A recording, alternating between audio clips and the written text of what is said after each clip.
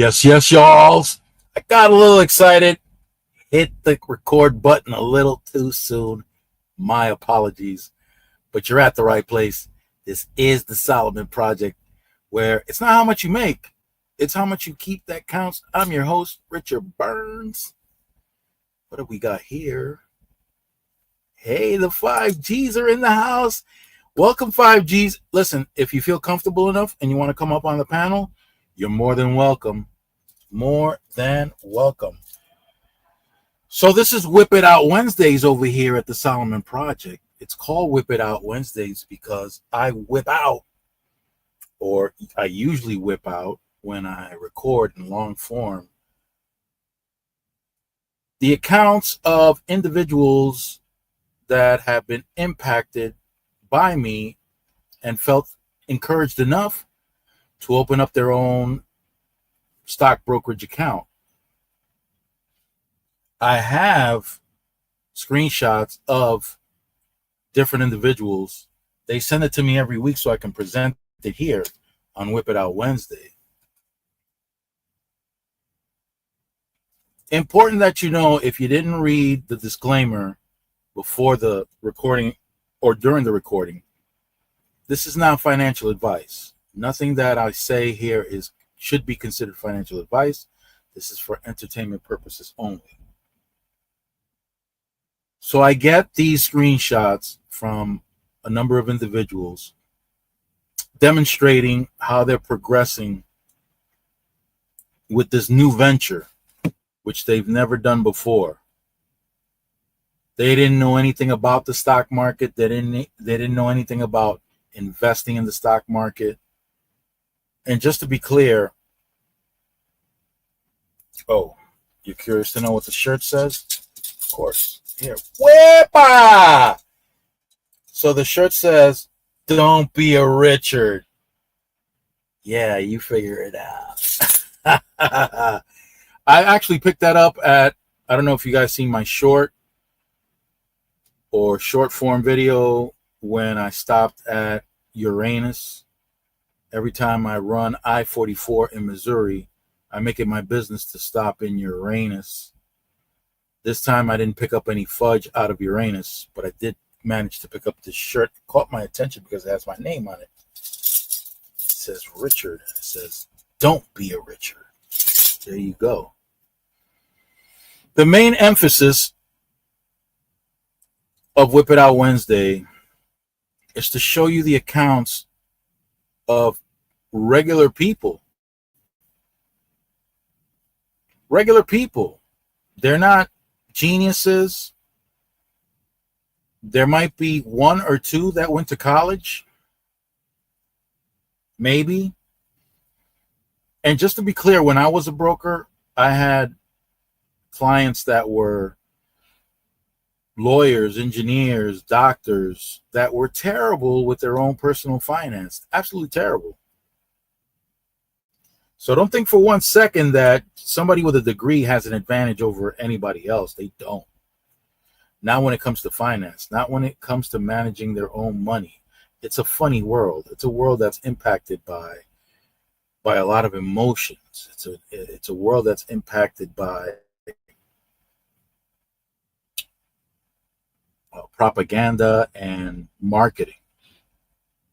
It's really quite serious, the amount of marketing that people get bombarded with throughout their lifetime here. If you grew up here in the United States, I mean, you've been hammered, you've been walloped by marketing, and as a result of this marketing, certain instructions are left in your subconscious mind, and as a result, many of us become impulsive consumers. Yes, impulsive consumers. From the time you're a child, I mean, think about it. How many commercials have been geared toward children so that they want to buy the latest toy available? So for the young ladies, you got the Barbie. But now you got maybe a month later, 2 weeks later, 6 months later, you got the Barbie with the new outfit. Got to get that. Or you got to buy the new outfit. Then you have maybe 6 months later you got a Barbie with her own vehicle, with her own Corvette. You got to get her the Corvette now, right? So they use a variety of tactics to make you feel the need to have to go purchase the latest stuff from when you're a child. So as an adult, many people don't grow out of that. Many people are that child where they have to buy the latest set of knives. The men have to buy a certain brand of motorcycle for whatever reason. I'm not a fan of motorcycles. I don't trust driving a motorcycle in the city that I grew up in. I grew up in New York City. I grew up in the Bronx. I grew up in Harlem. I grew up in the Upper West Side. And watching vehicles and how they maneuver, I would never want to ride a motorcycle in that environment.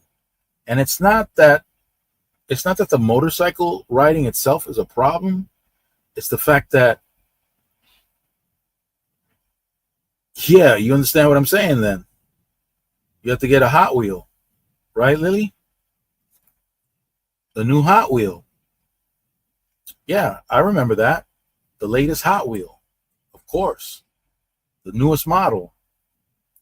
The one with the turbo. The one that drives itself. Right. Listen. Bottom line is this.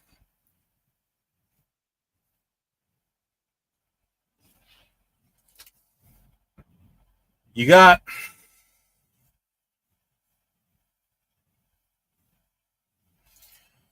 people that grow up and they never shake that. It's all implanted in their subconscious mind.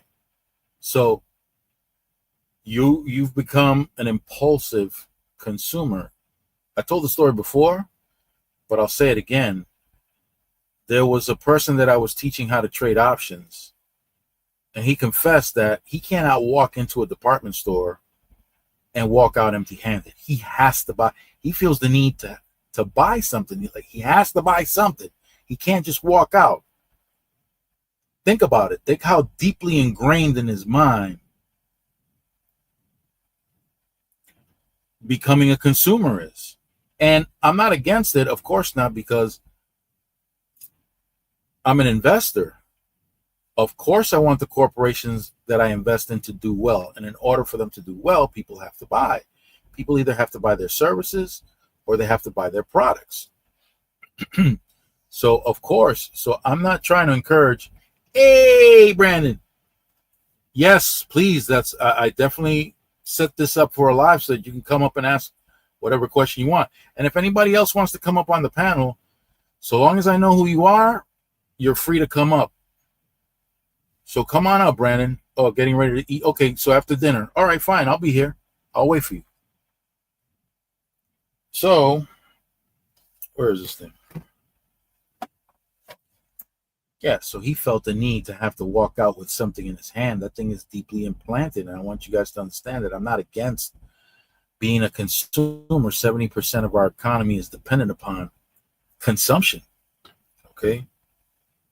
No, these aren't. No, Lily, these are not the only times. The main time that I mean, if this is inconvenient for you, okay, what's the good time for you then? Because I can do the only time I don't make an exception is the Saturday Night Live. That's definitely at an hour where I know that the professor can join in comfortably. The professor lives out in the West Coast, so you know that there's a time difference. So I try to do it so that people on the East Coast and the West Coast can join if they want to. So you tell me, and I'll designate a day where I can do that. Okay. Yeah. Do you know in advance when that is? Like a week ahead of time, whatever? You can always hit me up and let me know a day or two in advance, or even the same day. I could try to work my way. Yeah, exactly. That's exactly what we'll do. Yeah. So the bling, if this is your, okay, cool. So if this is your first time on Whip It Out Wednesday and you see me with all this glitter, This is my costume. This is what I was exposed to growing up, wheeling and dealing in the streets, and this is how they showed how successful they were while doing whatever they were doing in the street. And it's it's quite ridiculous. But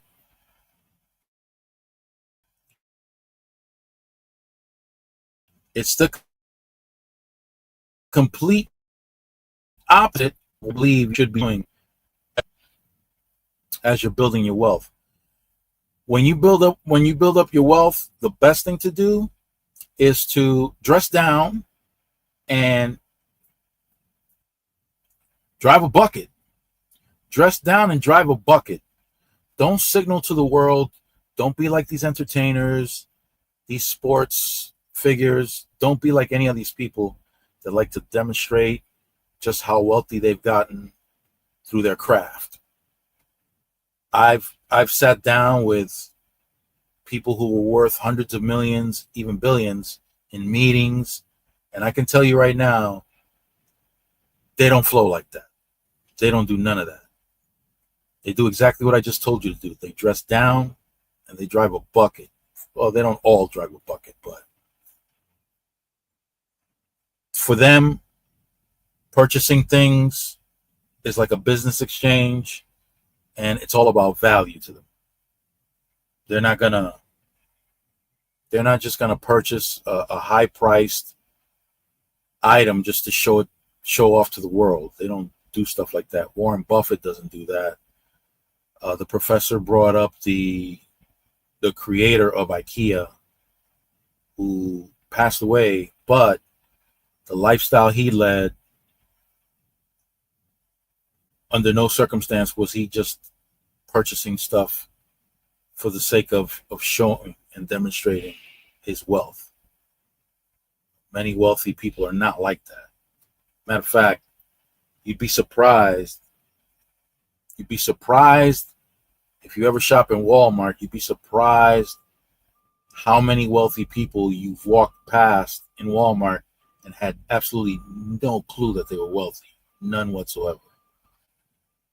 They don't walk around with signs or anything showing off what they're worth. So let's go over a few numbers while I wait for Brandon. Let's start with Jetta. Jetta sent me his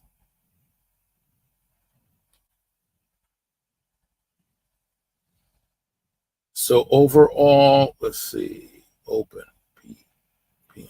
So overall, he's down on one of his accounts because he's got two accounts with, what is this? This is Webull. So he tapped on the link that you'll find below in the description. After the live is all said and done, you'll find the link to Webull. He did just that. He tapped on the Webull link, and right now he's got two accounts. He's got a cash account and he's got a margin account.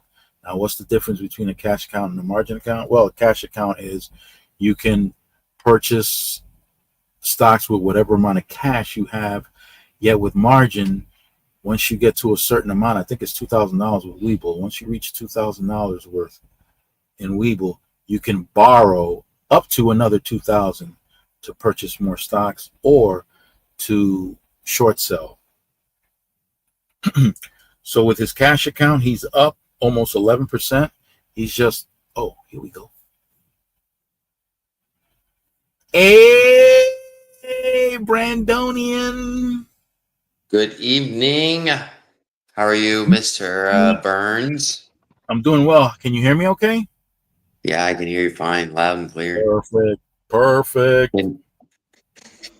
Yeah, that's good.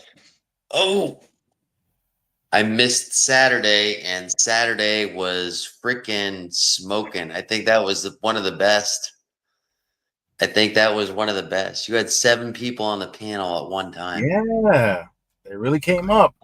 And guys, did you hear what Brandon said? It's a lot more fun when everybody comes up. So if you're here now, come on up. If I know you, I'm going to bring you up. There's no requirement. Yeah. Except I took your advice. I the only people that I put on my panels when I go live is live or other content creators, you know. Generally, if I know somebody a little bit more, I might like talk with them, but yeah, I took your advice 100%, sir. because And I do appreciate it.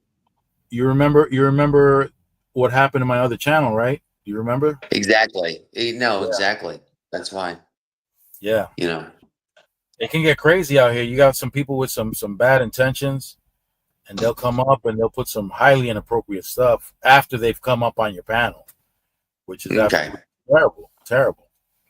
Yes. I'm not so concerned with monetizing, but I do like the relationships that I establish. Yeah. By way of, you don't want to break them. Yeah. No, I don't want to break those relationships. I like them. Exactly. I have a good well, time. That's why. That's why we connected outside of YouTube. Exactly. It was because of my other situation that I was in. Right. I connected with those other people before that connection got disbanded. I guess you want to say, you know, right. That's why I was always pressuring you to, hey, catch me on this Discord. Come on, let's outside. Just because in case something happens, we don't even know if the government's gonna come in, which is it's a possibility whether people want to realize it or not.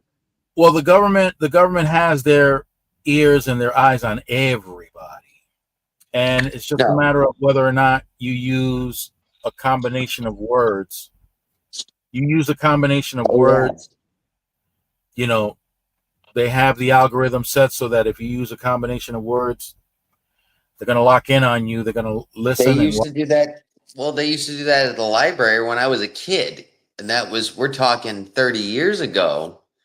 If you were looking up certain aspects in the library, like guns, things like that, yeah, there would be red flags, and next thing you know, you've got the FBI at your school. You know. Well, it's a lot easier now with all these electronic devices. A lot easier. Oh yeah. So you use certain phrases together, certain words match together. Yeah, that's it. That triggers off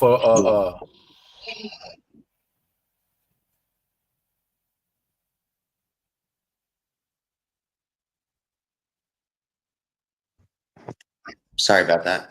No, you're fine. All right. So, here's the question that I have. All right. Yep.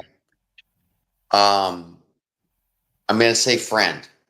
We're gonna say friend because this person they got in a car accident. Okay. And they won a lawsuit. They're 20 years old. Okay.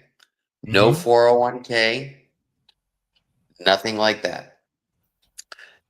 They won a lawsuit. I'm gonna guess about 50,000.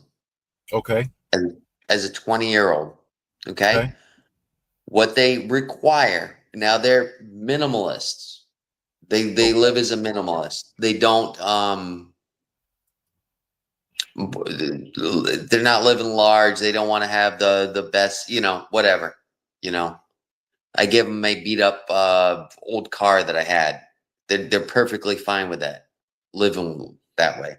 However, now that this money is coming in, probably about a quarter of it, they're going to need to reestablish their vehicle. I don't see who you're talking to. I can't see the chat. What? Oh, Miss Helms. Miss Helms. Did you kiss the frog, Miss Helms? Did you turn him into a wooden prince? All right. Anyways, butter. That's butter. No, she posted a video with a carved wooden frog. I don't know if you saw that. Yeah, you did see it because you had a comment before I did. So. Yeah. No, she's putting up little butters up there. She's saying hello to you. Oh, awesome. I'm sorry I can't see. I can't see when I'm on my phone. I've got my laptop packed away because tomorrow morning I'm going to Savannah, Georgia for Check a the food screen. festival. I got to see the screen. She didn't kiss the frog, man. You did not kiss the frog. Okay. But you got your own prince at home. You don't need another one. Right? You got to kiss his motorcycle.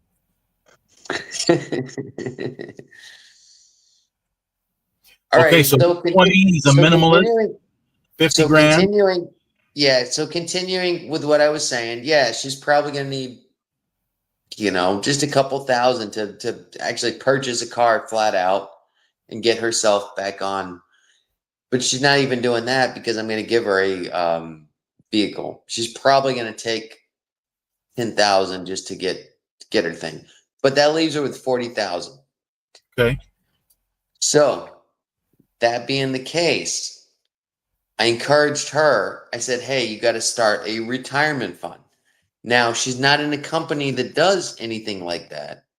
Okay. But what do you recommend to somebody just comes into a shitload of money all of a sudden, but is willing to invest it and sit on it?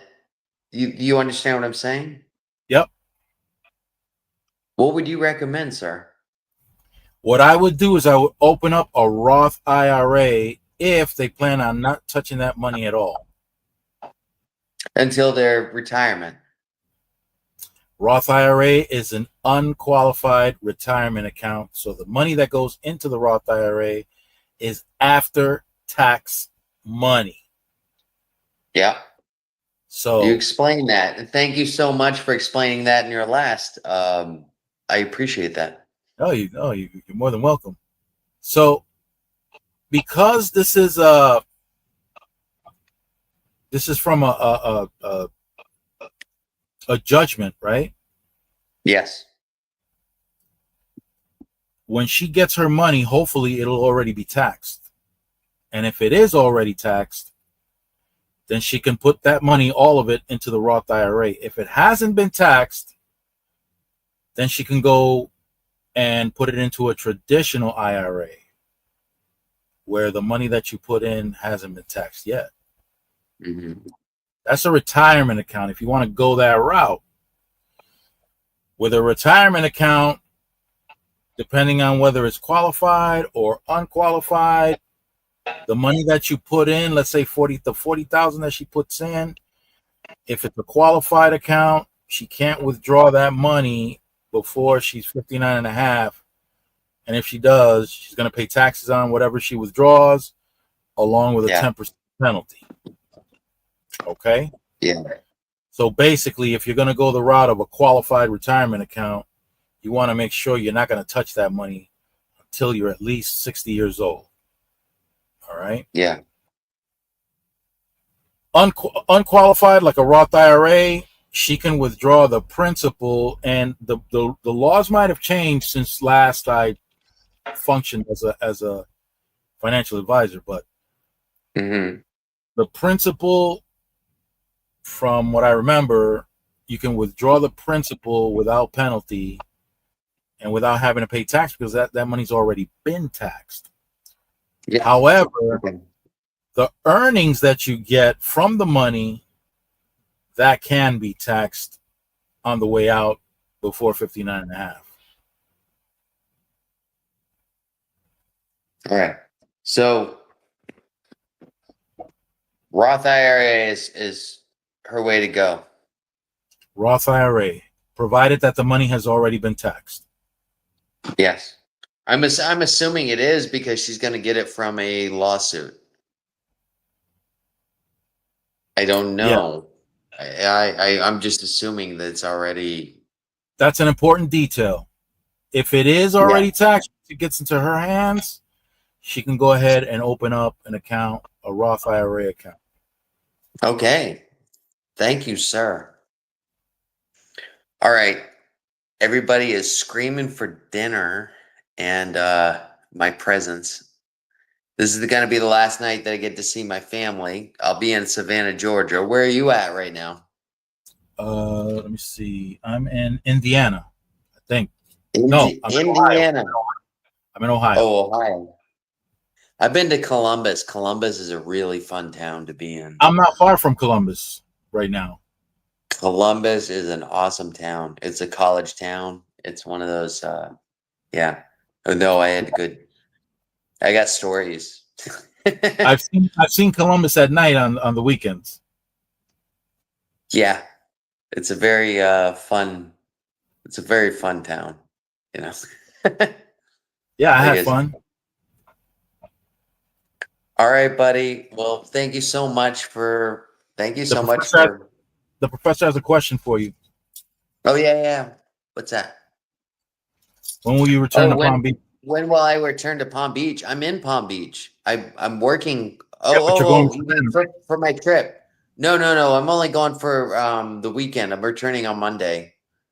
I'm just going to Savannah for the next 5 days. I'll be back in Palm Beach on Monday. So hopefully there's not nuclear war before then. But hey, we do what we do, right? Yeah, I don't think that's going to escalate all that much. I think it's more of a distraction than anything else. Yeah, I agree with you 100%. Yeah. No, but it's he is the king of distraction making. That's for sure. He's a master marketer. He, as much as I want to say he's an idiot, he's good at what he does. He's excellent, and he's good at what he's doing, and it's scary. Listen. Look at this. This is all computer. Yeah. Okay. That was a quote. You know what I mean? Yeah. Oh. Anyways. Hey, Homestead. Yes, you did make it. This is the Whip It Out Wednesday version. Homestead, this is the Whip It Out Wednesday version. Bam!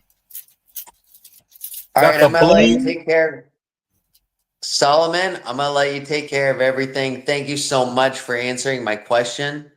I really appreciate it. Thank you for answering my question that I sent in the chat that I wasn't able to make, but you sent it in and I watched the replay. I appreciate it, man. And man. You got any questions about finance? I'm here for you, man. All right. I hope to see you on Saturday. I'm in Savannah, and I'm hoping that during your time, I mean, you've been doing some long runs, so I'm sure I can probably make it. Yeah. I missed the last two, and it hurts, huh? I literally missed them. I in my heart, I'm like, oh my God, I wish I'm so sorry I couldn't have been there. Listen, just for Saturday, baby oil and protection. That's all you need. Come through. I get a body condom. I get this whole latex thing that I just throw right over myself, and I'm good to go. So when I confront you, I'm not afraid to just jump on you. Perfect. Now you can go. It might be a slippery situation, but hey, pretty. Hey. With you, it's always a slippery situation. Hey, pretty. Yeah, we got body condoms, Professor. Look, Professor. Look what I got. Look what I got in Uranus, Professor. Don't be a Richard. Huh? See that? I didn't notice that. But I did see you stop at Uranus, Right? You saw that? Yeah, that was a great stop at Uranus. You know, I don't miss it, man. Whenever I drive I-44 in Missouri, you just said it was a mandatory stop. That was the first thing you said in your video. This is a mandatory stop. And there's security. Did you see in the towers? Yes. Any of the video? Oh yeah, I saw a little guy. Yeah, I saw a little guy up there. You know, hey, no joking though. That's across this. I'm sorry. At Mar-Largo, they've got some towers up there where there's actually those guys up there, and I can see them in the mornings when I go up. We actually have to, because I work close to them. Yeah, we actually have to call the Secret Service if we do any work on the roof. You know, if we're going to be doing construction work on the roof or something like that. That didn't happen one day, and the next thing you know, there was some AC guys up on the roof doing some stuff, and next thing you know, the CIA was, or whatever you want to call it, the Secret Service. Sorry, not CIA. Secret Service was in our building and swarming it, and we're like, "Oh, we forgot to tell you. Yeah, we got a guy working on the AC upstairs." That's how serious it is down here. You know, very serious. It's very serious. That's why I was confused with that shooter in Pennsylvania. How the hell he got that close? That was even people were reporting, "Hey, there's a weird guy with a gun on the roof," and that went under. That went. They were coming forward to the authorities to say, "Yo, yeah." Well, what do you mean? This is the problem. Is there's too many people. You know, you've got the local sheriff's department. You got the city's sheriff's department. Or do you understand what I'm saying? Yeah. Raw footage. Hey. But you've got all these different what do you want to call them? People. You got all these different groups, and they're not communicating to one another. It's not like a one system, one CB. Hey, that's supposed to be sorted out before the event even takes place. That's supposed to be sorted out. Yes, exactly. But it's not, and that's the point. It wasn't in this case. Wasn't in this case, but it's not in a lot of other places. Look at LA. You know, how much communication is going on? You know. Yeah. How much communication is going on between the National Guard and the local street cops? If they're not talking to one another, guess what? They've got two different jobs to do. Yeah, but I'm gonna tell you right now that's not an excuse. I agree. I agree 100%. That's not a random event. That's an organized event. And as an organized event, people are supposed to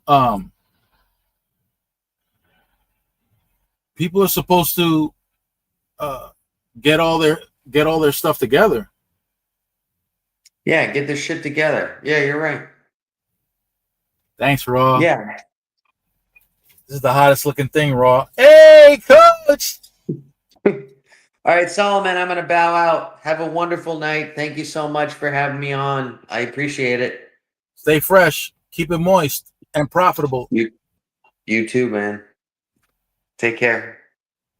Oh, no, I hit the wrong button. Whoa, I felt it. I felt that finger. Hey, that's right. Hey, Coach, look. Okay. You might not have seen the short video I did at Uranus, but while I was in Uranus, I went and I bought this t-shirt. Don't be a Richard. You already know. Yeah, Brandon went to go get something to eat. So ladies, come on up to the panel. You're all welcome. You can come on up. And if anybody has any questions related to finance, I'll be more than happy to tackle it. Do I encourage people to buy a home? That's okay, coach. Do I encourage people to buy a home? That's completely up to you, but it's not a dream. I know people like to say that it's the American dream. All right, Professor. I know that people say that it's the American dream. That's right, Coach. It isn't a dream. It is not a dream. Let me put it to you this way. Let's say there's an acre or two. Let's say there's 2 acres of land. Nobody owns it. Pick whatever town you can imagine. Well, that town that you're imagining right now,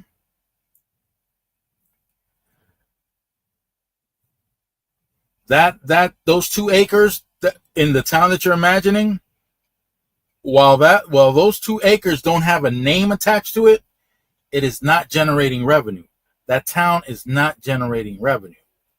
So, of course, they would like a name attached to those 2 acres, because once there's a name attached to those 2 acres, they can now charge taxes, property taxes.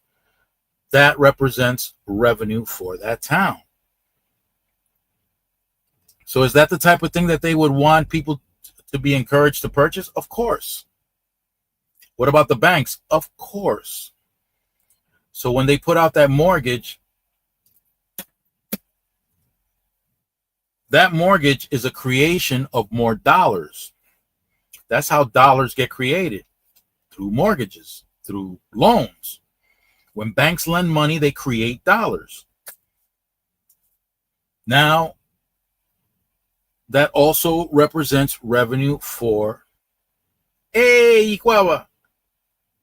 that represents revenue for the bank.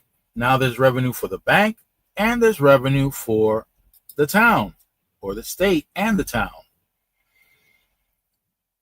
When there's a name attached to it, there's no structure, fine. If somebody decides to build a structure, guess what? More taxes being charged. That's more revenue for the town.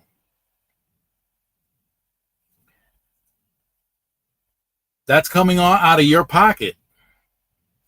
And here's the kicker. You never really own your property. You never really own your house on your property, because there's something called property taxes. And the day you don't pay property taxes, guess what happens? If let's say you already paid off your mortgage. Yeah, I'm sorry about that. Yeah, that was my mistake. I'm sorry, Iquaba. I was trying to reach, but you're back. Thank goodness.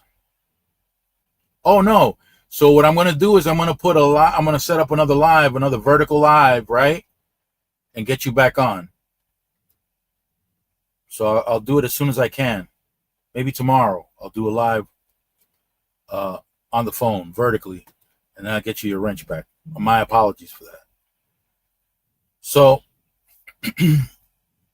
so let's say your mortgage is all paid off, and this is a scenario that has been seen quite often.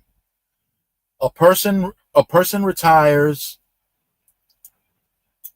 with their house paid off. They're retired now. Can they continue to work? Well, once you're retired at that age, it's very hard for you to find employment. Much harder to find employment when you're older. And if they do find employment, how much money can they make? How much money do they need? Has their property value gone up since they purchased the house? Maybe it did. More than likely it did. So if they started off with a house at $300,000, it might be worth $500,000 now. If it's worth $500,000 now, guess what went up? Property taxes. Property taxes went right up along with the value of the house. So now, whatever that senior has has to cover those property taxes, because if he doesn't cover those property taxes, he will lose his house. After all those years of hard work, after believing in the American dream where you owned your own house on your own property, gone. They snatch it up.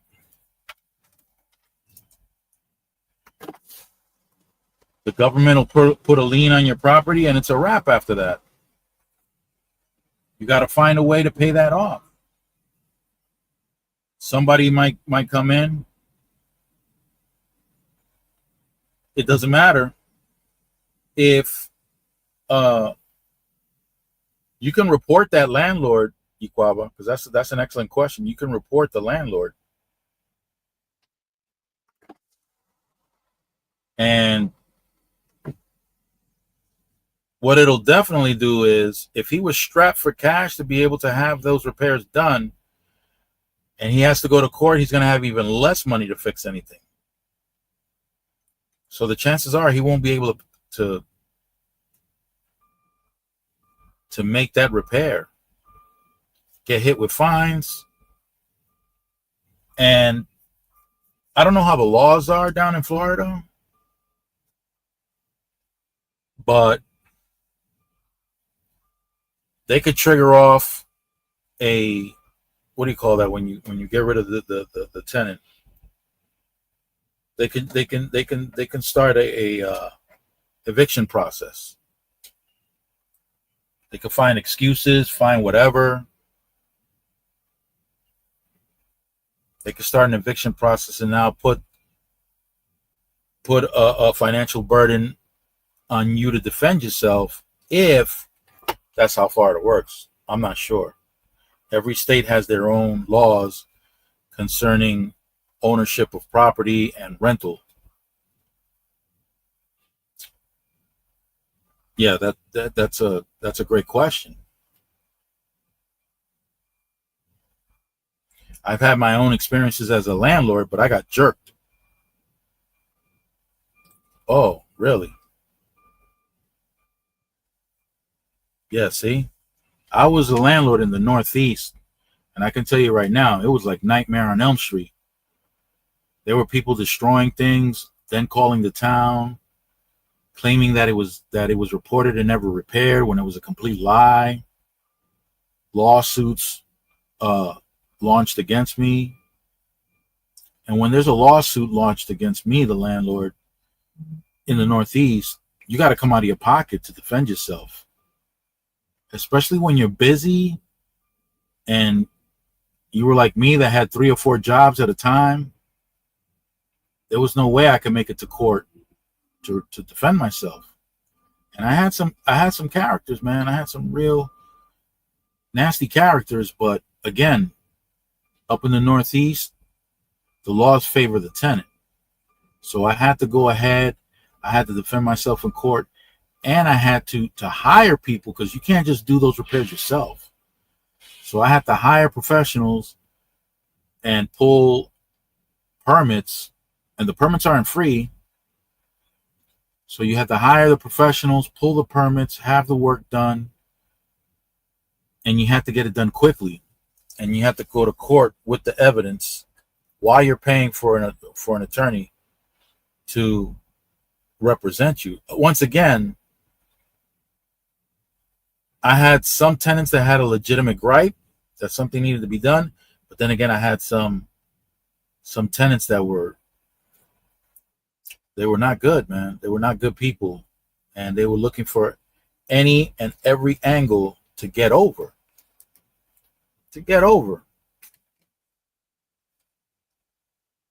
Hey, blue butterfly.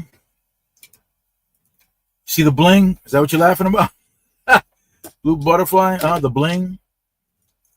I can, yeah, this can be blind. I can be blinding people's eyes with all this bling. And look, this is free advice, guys. You don't need to go anywhere to get it. Don't be a Richard. Yes. Advice from Richard Burns. Go ahead and make the necessary adjustment to my name. You'll figure it out. That was the name I chose to spite a supervisor that was monitoring our conversation. When I say our, this was a group of truckers at a trucking company.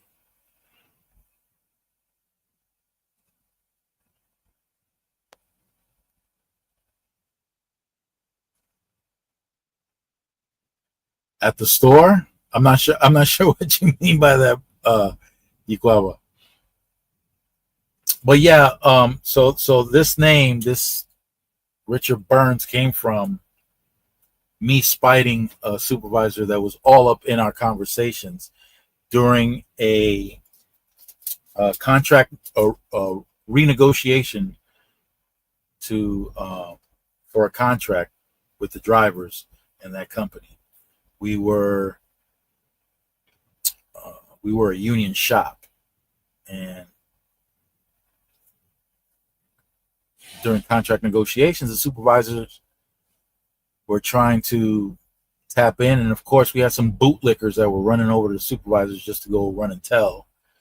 So this is the name I chose for my Facebook account to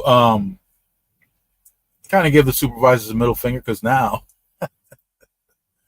they didn't know, they couldn't pin any comments to what I was saying to that name, or pin that name to me, my actual name. So I kept it for this.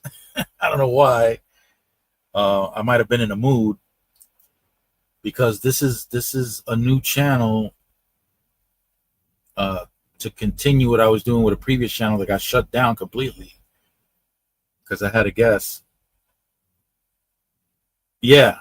Okay, there you go. Yeah, there you go. So somebody did me dirty in a live. I allowed somebody, while they were in the backstage, I allowed somebody to come up to the panel with bad and say, "Hey, Nuno, it's been a while. I haven't seen you in a while." And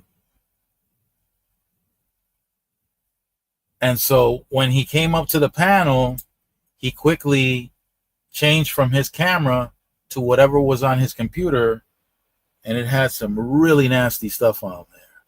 Some terribly inappropriate stuff. "Hey, Estrella! Estrella Garcia de los Santos!" There you go. Estrella, how are you? I got to figure out how to get a hold of those, the work that you do. I noticed that Slim Jim used it. I was amazed. That caught me way off guard. I thought I was watching the wrong channel, but that was awesome. I'm going to have to hook up with you somehow and get it. Oh, I'm good. See that? I'm good.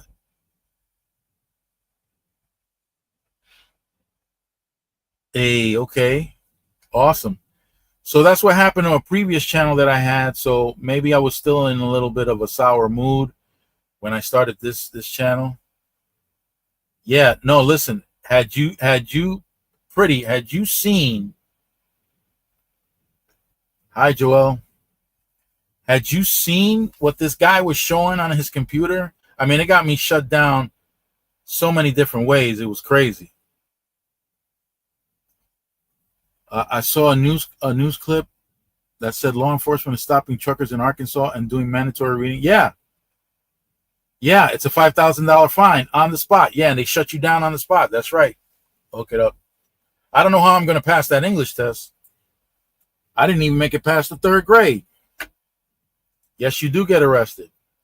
And the company that you work for, if it's an Arkansas-based company that hired you and you can't speak or read or write English, they get a $10,000 ticket also on top of what the driver's getting.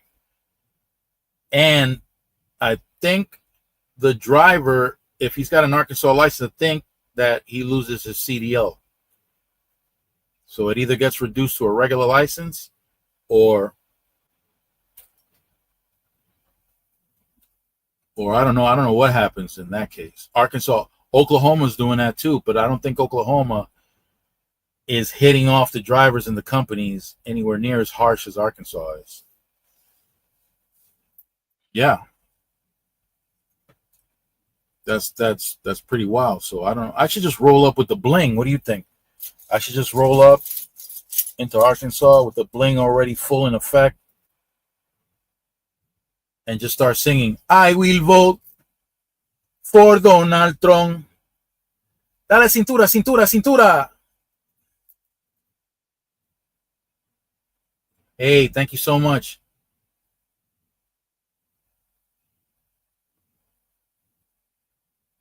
All right, good night, Nunu. Hey, Nunu, if you wanted to come up right now, you're more than welcome. I think in the top of the comments, the link to get in is pinned.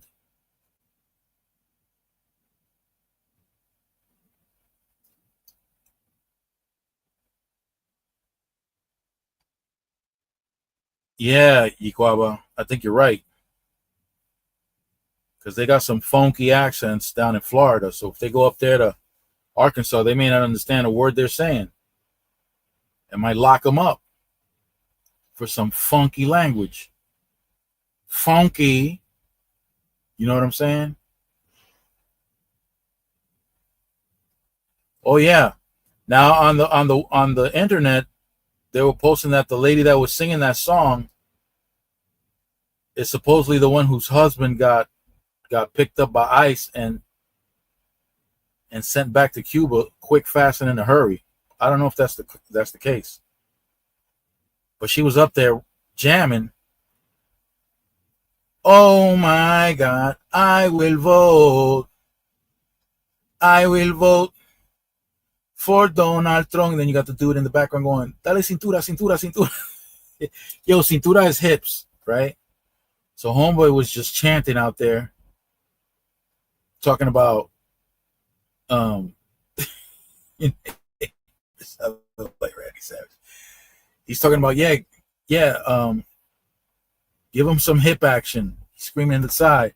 I will vote for Donald Trump. Dale cintura, cintura, cintura. Dale cintura. What? Okay, so supposedly her husband got snatched up. I don't think that was the right lady, but it doesn't matter because the lady was screaming, talking about this is unfair, this, that, and the third. But y'all, come on now. Y'all people's voted for that. Y'all voted for that now. Is that right? What's that? You know, they're out there convincing Venezuelans out there convincing all the U.S. citizens in the Miami area and in Florida to vote for Trump. No, he's only gonna get rid of the criminals. Well, guess what? In his eyes, you're a criminal. Oh my God, I will vote.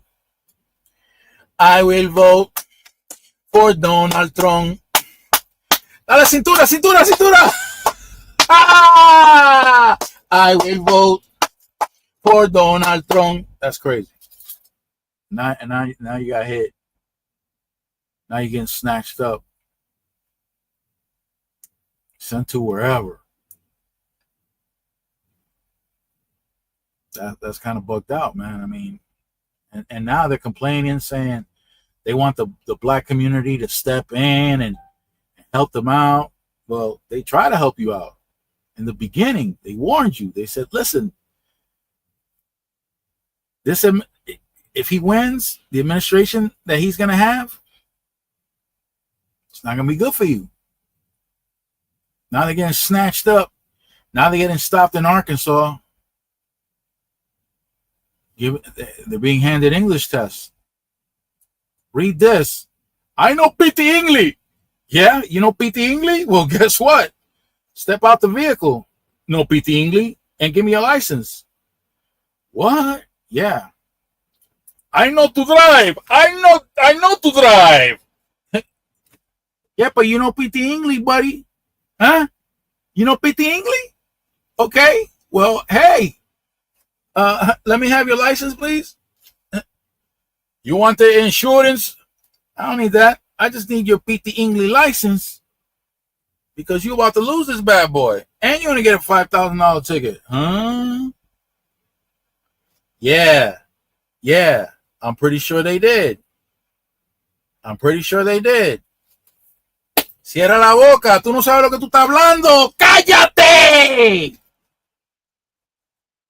Okay. Cool. I'm going to back off, just like you said. I don't know what I'm talking about. I don't know nothing. Now they're getting snatched up. Now that lady from the Venezuelan community is, oh, we feel betrayed. We feel betrayed. You betrayed yourself. You didn't want to listen to nothing anybody had to say. You wanted to go jam with that Cuban lady. Oh my God. I will vote. I will vote for Donald Trump.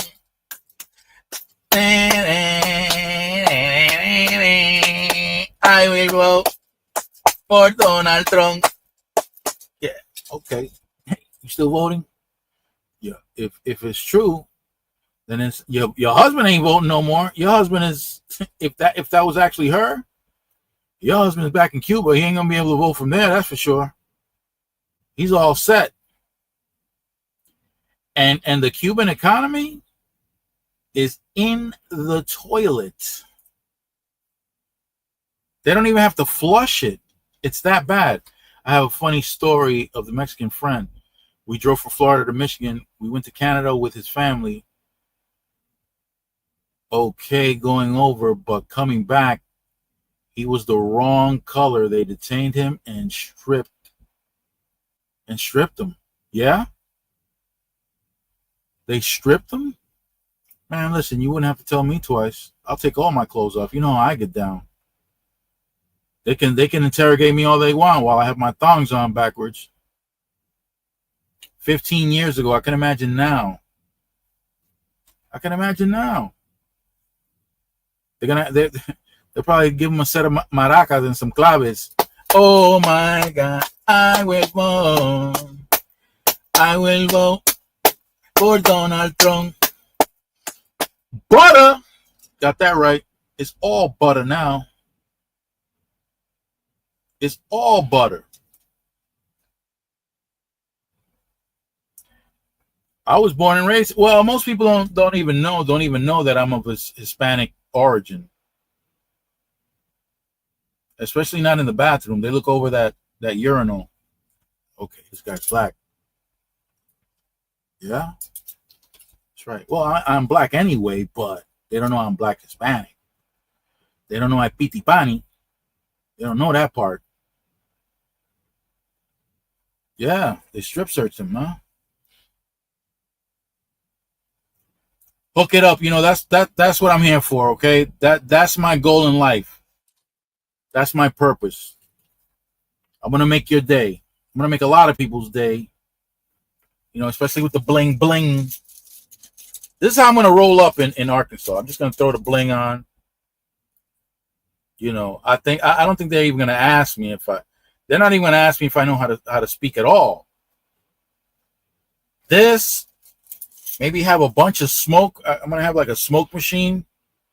Make a lot of smoke inside the truck. I'm sure the authorities are gonna love that. Roll that window down, all that smoke come out.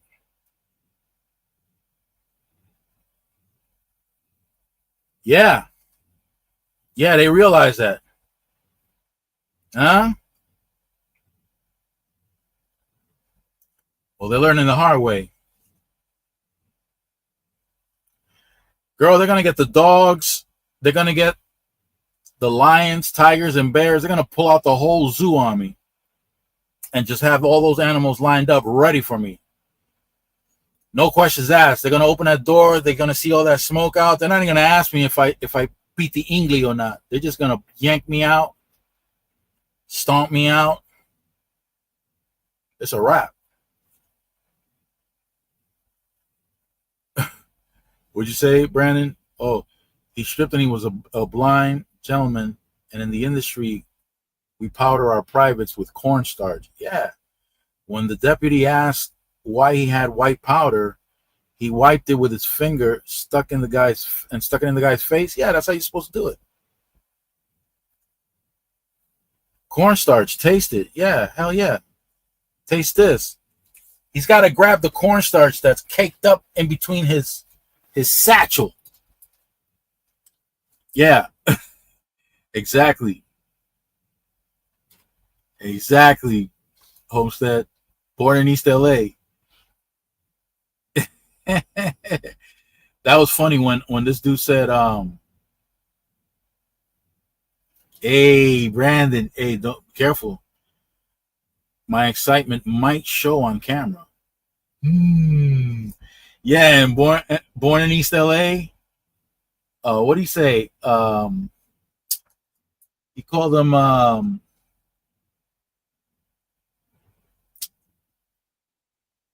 what's that expression they use? Mexicans out there. I forget, but that was funny the way he responded. Yup, what's happening? But there's another phrase that he, it's funny. This trucker was walking right past me. Yeah.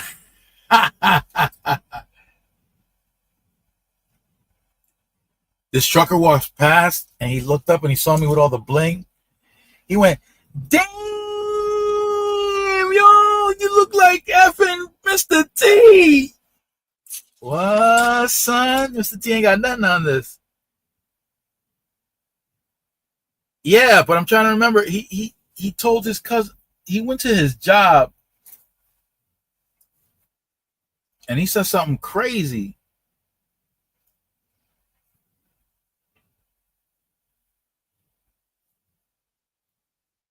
Up in smoke. They called him gracious. They call all the get a free trip to the wedding in Mexico. What's this right here? They were trying to teach them guys English, how to blend in, and the only way they would say, "What's happening?" Yeah, but there was another phrase that they used. I'll be back. Thank you for vacation. Wow. What? Well, I don't know if you guys know, but there have been some farmers that have been complaining about Americans that they employed to work on their farms. They're saying this is no good. They can't work. They can't work as hard as the people that they used to hire. They can't work as hard as the immigrants that were working on their farms. They tire out faster. They quit easily. Yo. Oh yeah, there were a bunch of gems in that movie. They loaded that movie. I got people staring at me I got this dude pointing at me right now. Good Lord. The bling bling. Yeah. Look at this dude checking me out. Hey, like that? He's laughing. Yeah, baby. This is what trucking does, baby. Yeah, this is what trucking does. Huh? The bling bling, mother lover. Yeah. They can't handle it. They can't handle the workload.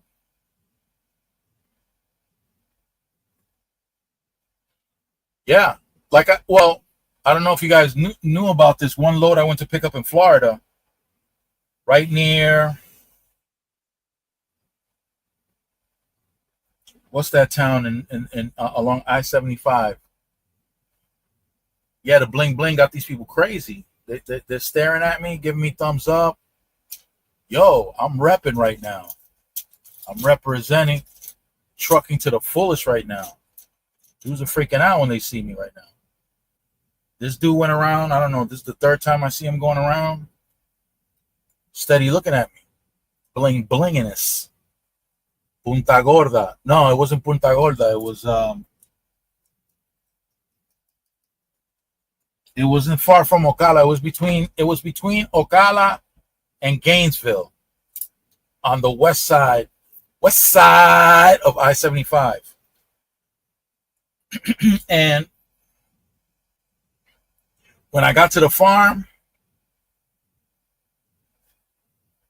When I got to the farm, hey Naomi. When I got to the farm, there wasn't nobody there. That the first time I've ever seen that in a farm in Florida. First time. I ain't never seen that. I went to pick up melons. And when I picked them up, I went to pick up the melons, and when I did, let me put this hat down so this dude can see me better, so you can see the bling. And yeah, that's right, Brandon. The owner came to load my truck. There was nobody else there except for, I think it was his daughter that was in the office. Yeah. You do? Come on, Brandon, don't make me jealous now. Don't, hey, Brandon. All right. Hey, Yolanda, you can always come up. Hey, don't be a Richard, bro. Look. Hey, Yolanda, look what I picked up in Uranus. Check it out. This t-shirt. I got this t-shirt in Uranus. Oh, is this dude coming out of his truck to say something to me? Oh, no,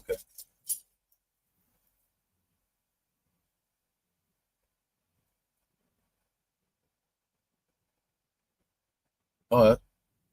Oh, that's a joke? Oh, because I was about to go do that. I was about to go do just that. Tell the owner, look at this dude. This dude's laughing at me. He's just laughing at me. He's all the bling. He's all up in it. My friend. Hello, my friend. Yeah, I know that's how he says it. What's a Negro job in America? A Negro job well, farming. I'm making big money driving a truck. You see this? I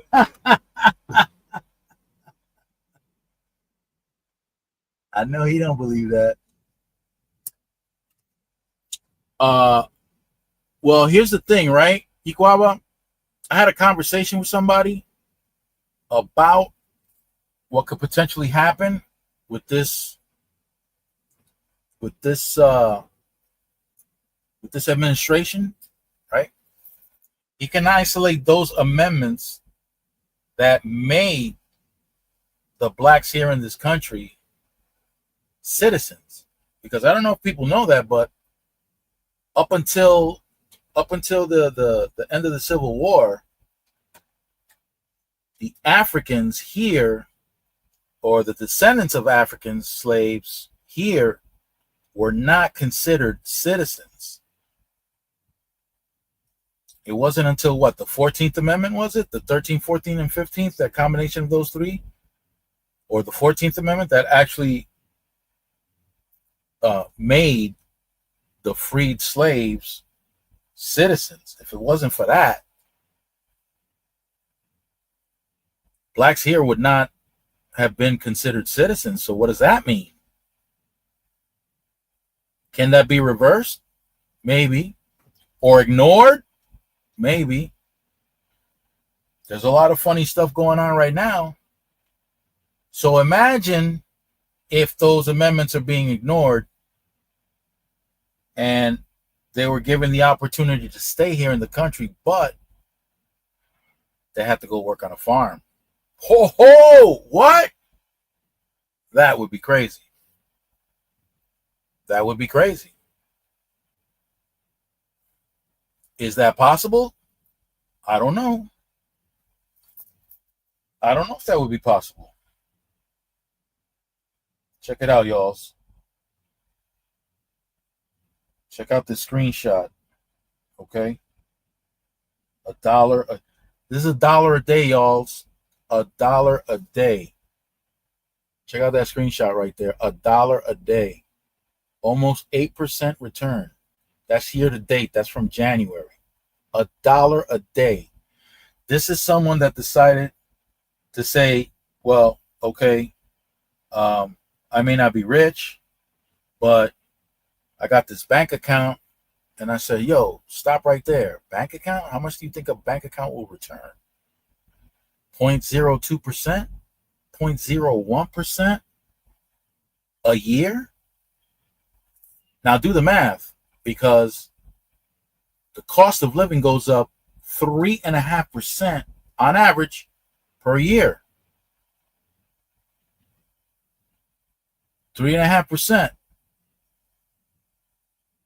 So that means that your money is losing value in your savings account by almost 3.5%. It's just off by 0.01%. So it might be, instead of 3.5, it might be 3.3%. You're still losing.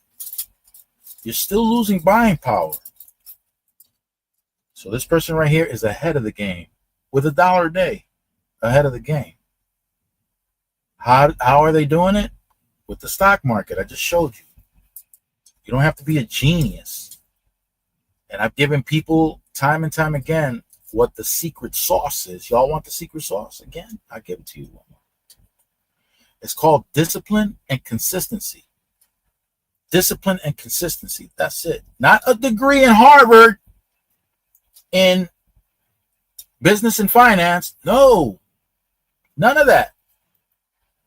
So long as you're old enough to open an account, that's it. In the description below, you got Webull. In the description below, you got, what's that other one? What's that other one in the description below? It is Acorns. Pretty much set it and forget it. Acorns is set it and forget it. That's it. That is it. That's all you need to do. Is it that hard? Not really. It's not hard at all. After the live is over, if you're curious enough, even if you have an account already, you can diversify by opening up several different accounts. But at the end of the video, at the end of the live, you can come back to the live, go below to the description below, and tap on one of those links. If you want to open up a different account with a different brokerage, that's fine too. Just don't forget, this is not financial advice, but I'm letting you know right now. The people who are going to make it, the people who are going to survive, are people who are investing. I'm sorry to have to break that news to you, but that's the reality. Now, there are some people that are hoping to monetize here on YouTube. You don't have to wait to monetize to start getting money, to start getting residual income. Ooh, that's a nice word, residual income. Well, you don't have to wait. You don't have to wait. Because when, like this person I just showed you, oh, it should be up at the top, but I'll do it again.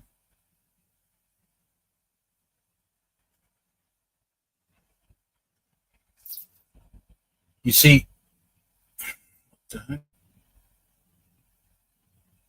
how to get the capital to invest? A job. Any job.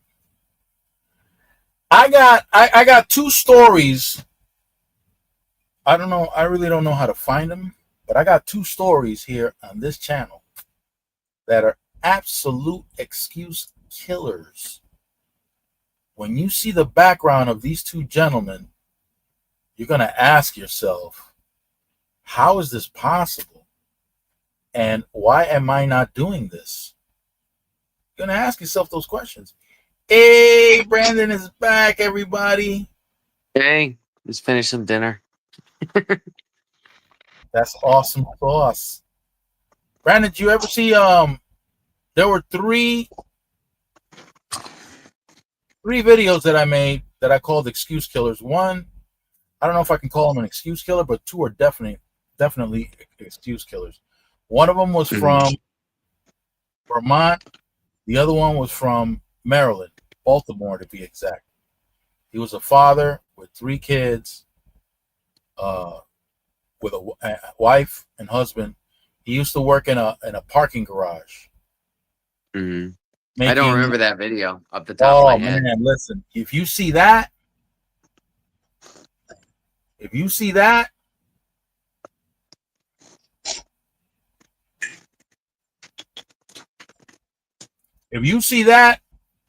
yeah, I'm listening. You're gonna. I don't know, man. I don't know what you might do to yourself. Ooh, yeah, with the realization that's intriguing. It really is. I'm gonna see if I can find it.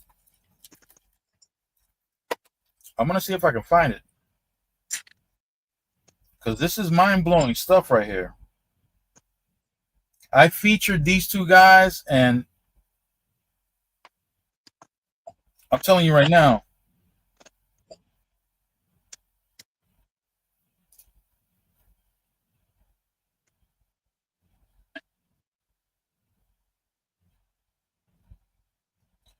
I'm going to look for them right now. All right. Till then, Max has been very excited that I'm home. So he's been jumping on my lap, etc. Yeah. I'm going to have to start selling used cars myself. Let me go into my channel and find these.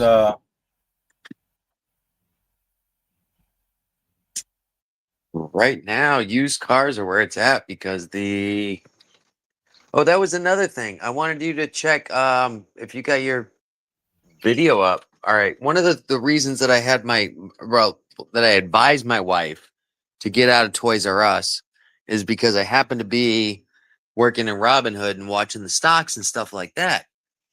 And I'm watching them deplete. I'm watching Amazon go up. Oh, God damn it, Max. And I suggested to her that maybe as a because she's a corporate manager, you know. Okay. That's her profession. I suggested to her, hey, you might want to get out of Toys R Us because I'm watching what's going on. And I was watching the stocks and I'm saying, hey, Ross, are you aware of Ross, the company?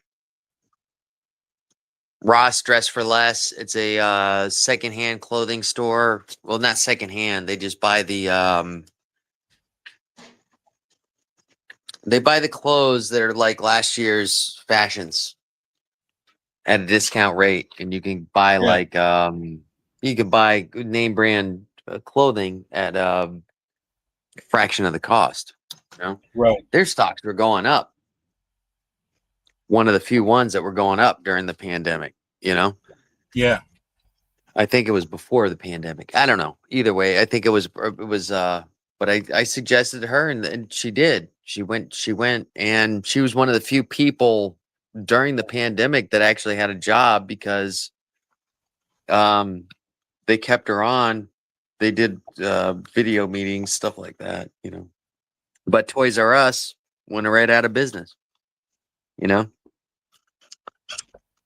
But we knew that was going to happen But I saw it happening with the stock market, you know. Yeah. Yeah.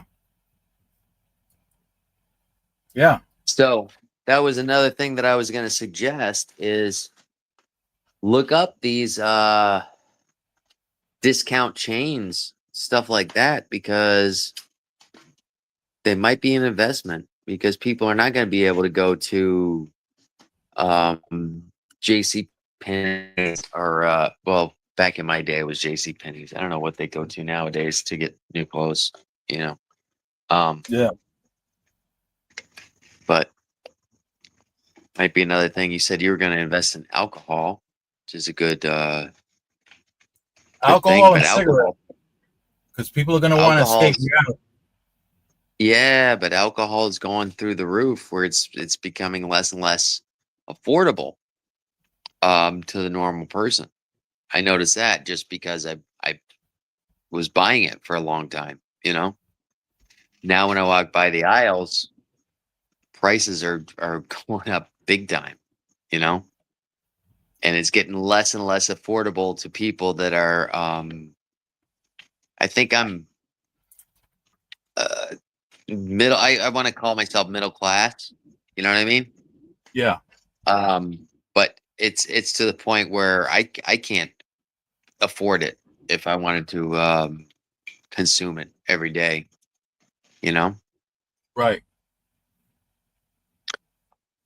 So now I would look into these cheaper brands, uh, like whatever was DeAndre drinking the other night, the Mr. Whitakers or something like that, or Mad Dog Yeah. 2020. So I would Mad look Dog. into that. Yeah. Yeah, I would look Come on. into that because No, that's you'd be where people are surprised. going to go. You'd be surprised. Mm-hmm. You'd be surprised. Mm-hmm. Well, there are I'm not companies, surprised. I'm not surprised. but also makeup.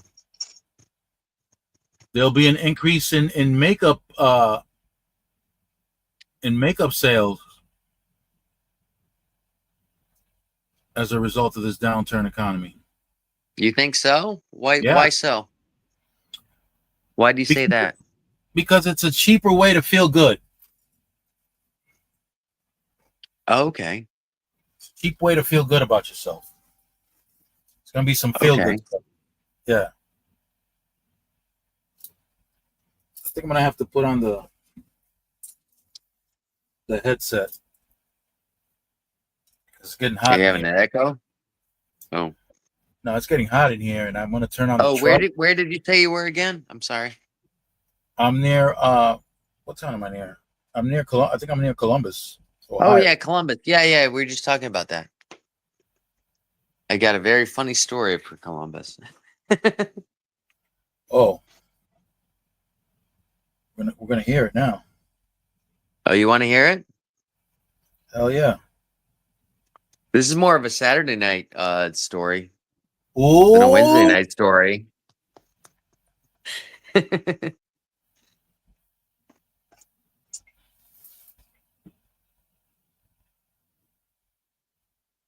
I can't see it. When I'm on my phone, okay. the I can see that you're putting up somebody's comments, but I can't physically read it because it's too small. So let me read it for you. Iquaba says soda drink companies are doing good if they make their prices like they was when I was coming up. They would be the most wealthy in the stocks. Well, I'll tell you what, Iquaba, I got something called the Helping Hand. That's a list of 5 stocks that I pass on to people that decide that they want to get involved. And one of those stocks is a cola drinking company that's been around since the 1800s, and that's Coca-Cola. Coca-Cola. Yeah, Coca-Cola. And if your intention is to become an investor, you want to invest in good companies, solid companies that have stood the test of time. And Coca-Cola is just so happens to be one of those companies. And you could profit off, you could set it up. Listen, there are people that live off of the dividends that Coca-Cola pays, live off that.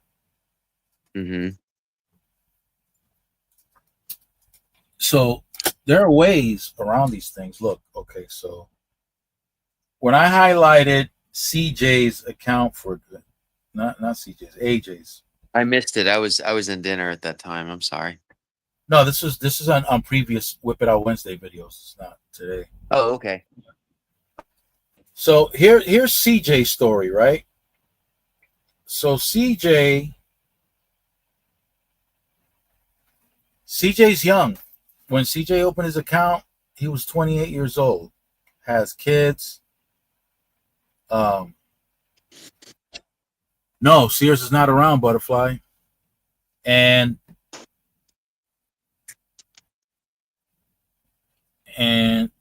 Yeah, Walmart. Walmart is another one, right? Blue. It is.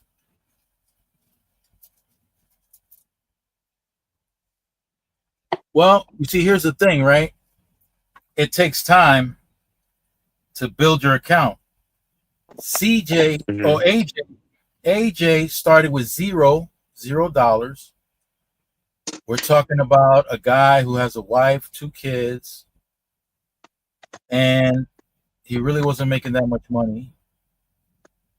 Just So for him, financial commitments. it was a sacrifice for him to take $35 a week and direct it into an investment account. Yeah. It was a sacrifice for him. Yeah, it's kind of that's kind of hard when people are going day to day. It's kind of hard to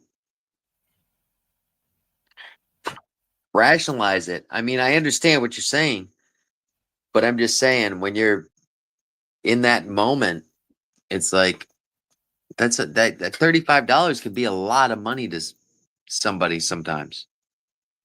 You know? It is. It is a lot of money. It was a lot of money for him. Yeah, But no, here's the no, thing: that's what I'm when he saying. did it, when he did it, it was right around the time. Can you still hear me? Yeah, you broke up for a second, but I No, you understand can't you. hear me. Yeah, I can hear you. Okay, so for him, this was a big deal because he was just about to get a raise. Okay, he was just about to get a raise.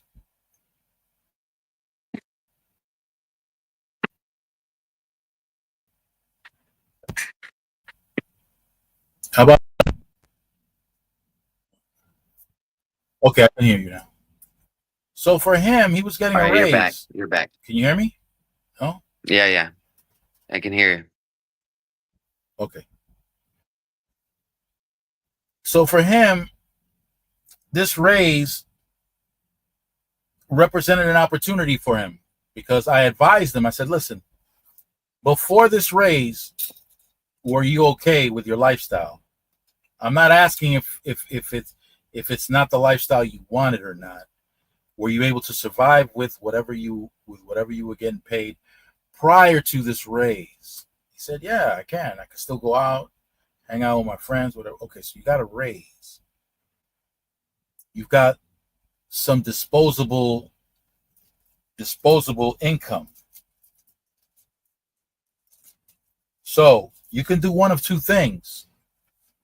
You can exercise discipline and be consistent. Take those $35 extra that you're getting on your paycheck, and instead of spending it, automatically deposit it into an investment account and start investing with those $35. Okay. So from zero in his investment account, where he was depositing $35 a week automatically, he was still able to do everything he was doing before. Now he's got $3,419 in his account. Yep. I didn't want That's to his account. interrupt you, but yeah, I've heard the story. But Right. yes. Heard the story. So from zero to that. Now let me ask you something. If somebody were to come along, some stranger come along out of nowhere and say, Brandon, I want to give you $3,419. I just want to give it to you. Yeah. No strings attached. No strings attached. It's nothing. I just need to give this money to somebody because I did some terrible things in my life. I want to make up for it. 3,400. Well, if you round it off, it's 3,420. I want to give you this 3,420. No strings attached. I don't care what you do with it. Here. Would you just reject it? Oh, hell no. Or let's say your employer said, listen, Brandon, Let me talk to you. I want to do something with you. I'm not doing this with anybody else. I need you to keep this between us. Here, I'm going to give you $3,420. Mm-hmm. Are you going to say no? That's terrible. This is a terrible thing. No, I haven't. All right. Hey, Yolanda, you can come up whenever you want. You're going to take it, right? Yeah, and keep my mouth shut. So here's the situation. Right. So here's the situation where AJ now has $3,420 that he would have never had he not taken it upon himself to exercise this discipline and be consistent and just take his money over to this is probably the most money he had ever had accumulated ever in his life. And it'll continue to grow. And the pace that it grows will increase faster.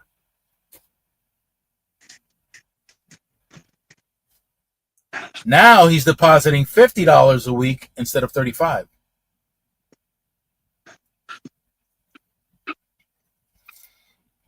CJ, let me see where CJ is at.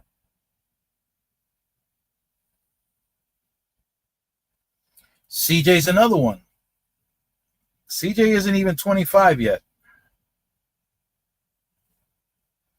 It's good that these guys are getting into it when they're younger, because I don't think I started my 401k investment until I was 25. I had an uncle that was an accountant, and he suggested I sink everything I can into it because I was starting late. And I'm glad I did. It's the whole reason I was able to buy my house. You know? Yeah. I'm glad I listened to him before he passed away. Yeah. But yeah, I that's why I'm my friend that's 20 years old that's getting ready to come into this money and stuff like that. I'm very glad that I taught her how to live better, and actually she's looking into, you know, concentrating on that instead of just, hey, buying a new car, just blowing the money, you know? Yeah. And I appreciate your advice about that, by the way. Yeah, listen, Butterfly says she's playing catch up at 56. Yeah. Any age, Butterfly, any age. It doesn't matter. Mm-hmm. It doesn't matter.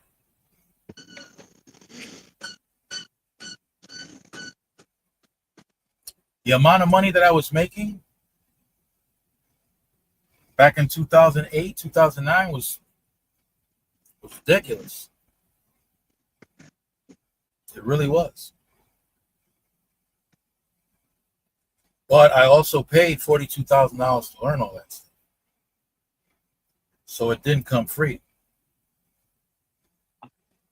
When you say that, do you mean by the losses that you attained, or because you actually had to pay for your schooling and whatnot? That was my schooling specifically for that. Yeah. But you made it up since then? Oh, I made it back within what? Within 2 months I made it back. Oh, wow. Within 2 months I made it back. And I was teaching that stuff for free. Yeah. Oh, check it out, pretty.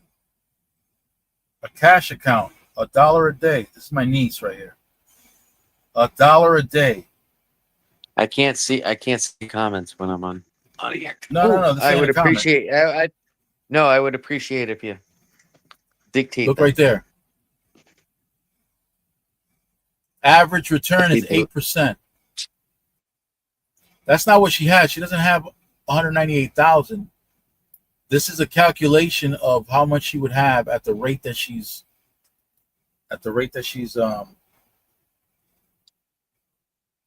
by age 99, she will have 198,800 in her account in 40 years. Going at the rate that's yeah, at the rate current. that she's going. Yeah, and her average return is 8%. That's the killer right there. The average return 8%. That's amazing. Maybe people don't know this. Hook it up. Check this out. I'm going to read what you said. I had a 401k through my long-time job. The job stopped offering the 401k to us, but the accounts are still there, still building without contributions. How? Because you're getting returns off the dividends that some of those companies are paying. And not only that, it's still being managed. That's how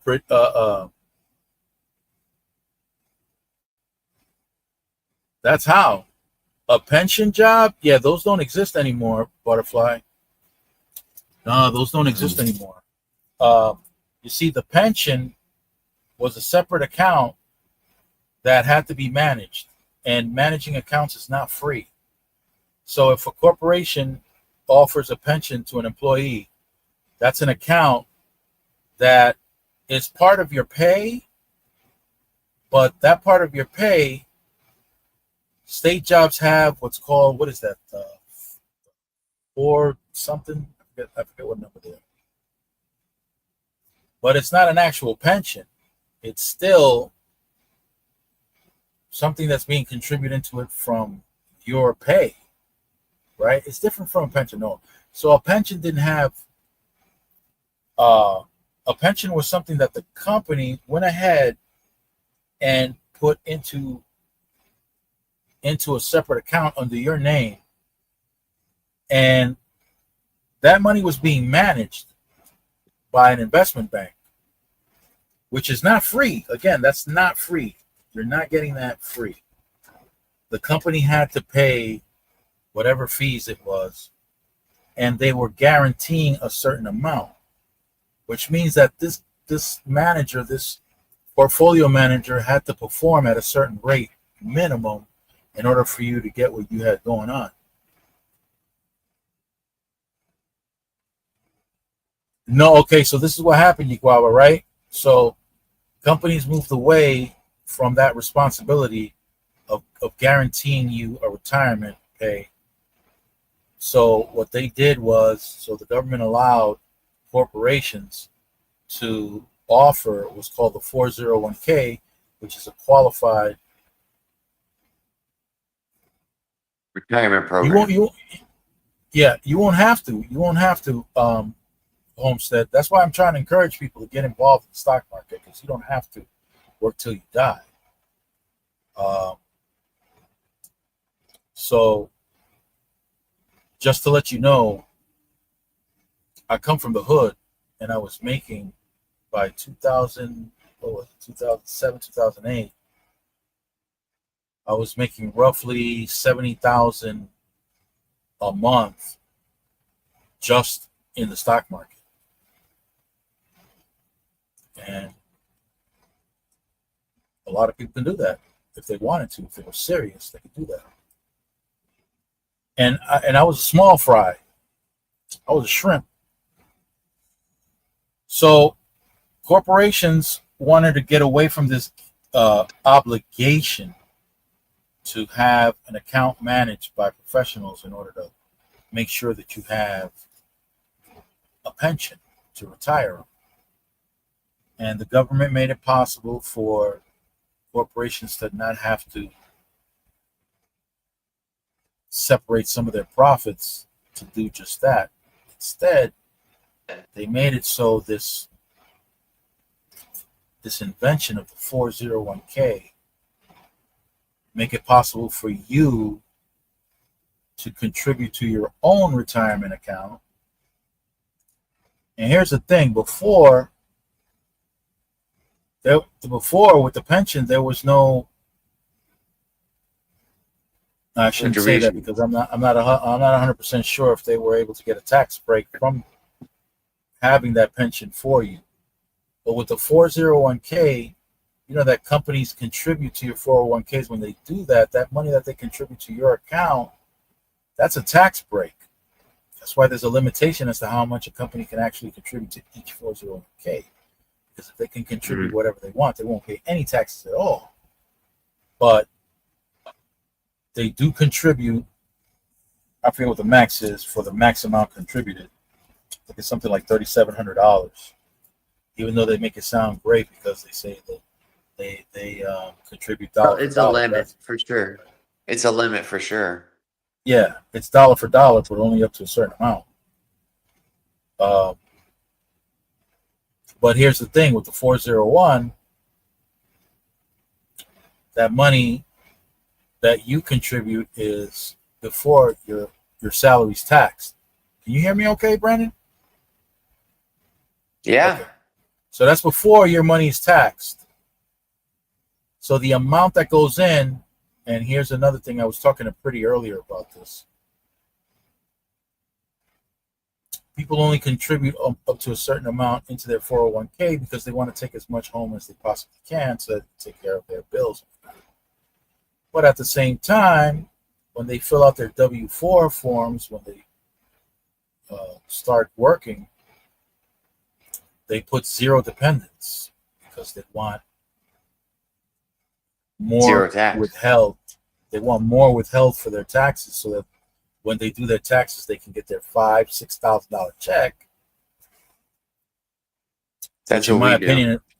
Which, in my opinion, is a big mistake, and I'll explain why. We discussed this earlier. In my situation, it's what I do to get my tax refund, so I've got that little safety cushion of cash for this summer when I'm not making my money. You know, right. And here's where discipline and consistency comes in. And it's even more important, right? Mm-hmm. I'll put it to you this way. Imagine that you go to a cousin of yours, somebody who you have absolute confidence, 100% confidence. You know they're not going to touch your money. And you come with them and you put $6,000 in their hand. That $6,000, you're going to come back in a year to come collect $6,000. Putting it in the hand of a family member or a friend that you absolutely 100% trust, you know they're not going to touch you. Yeah. Come back a year later, and you ask for your money. You're a little nervous because even though in your mind you trust them. How much can you trust somebody? Exactly. So here we go. They say, Brandon, here's the $6,000, but they give it to you with this enthusiasm, and you look at the money. Now, you don't want to insult the person by counting it in front of them, but you do it anyway. They should understand because business is business, and you know that's the type of thing that should happen. You count the money and it's $6,000, but they're still so enthusiastic, they're still so happy, and you're wondering, okay, what's going on? What's the catch? Why? Yeah. Huh? What's the catch? What's going on? The catch is this. Brandon, listen. First, let me apologize because I went out of bounds and I took all of your money and I did something without your permission. I invested your money. And with those $6,000, I was able to generate $56,000. So here's your $6,000, and now because I used your money, I got $50,000. So how do you feel about that?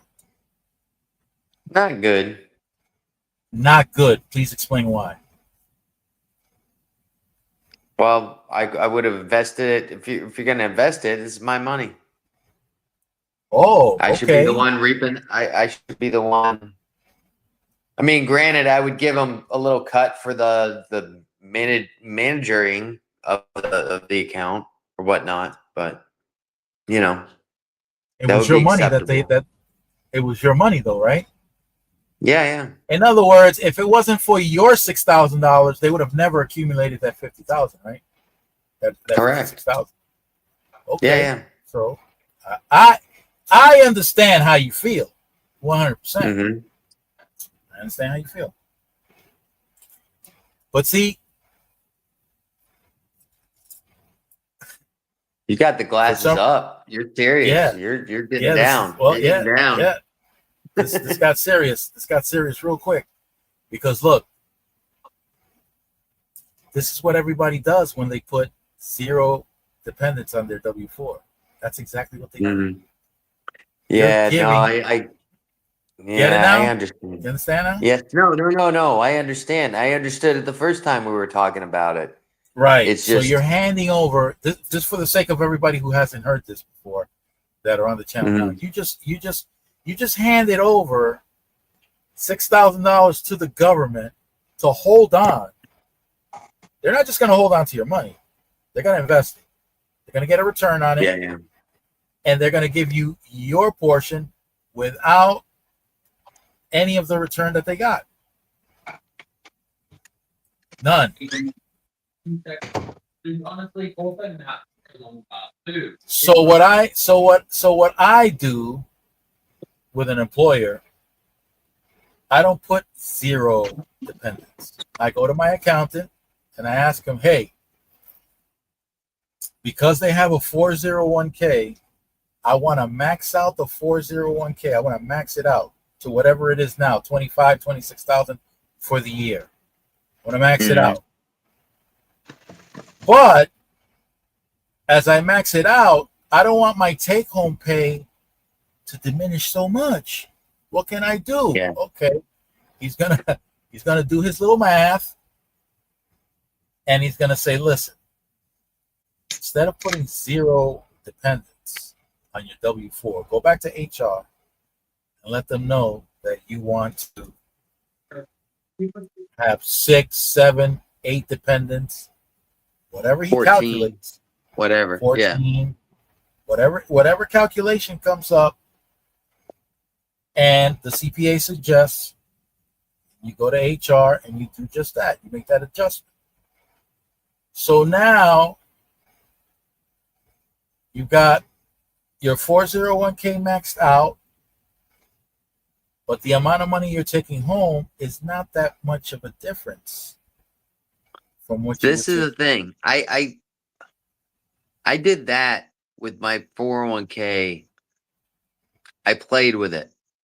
This is back before there was no. This is 20 years ago. You know, when I first started my 401k, and I figured out by then we were allowed to adjust it on a bi-weekly basis. Every time the paycheck came in, I was adjusting it. And I kept adjusting my deposits in to see where my take-home pay was going to be the same.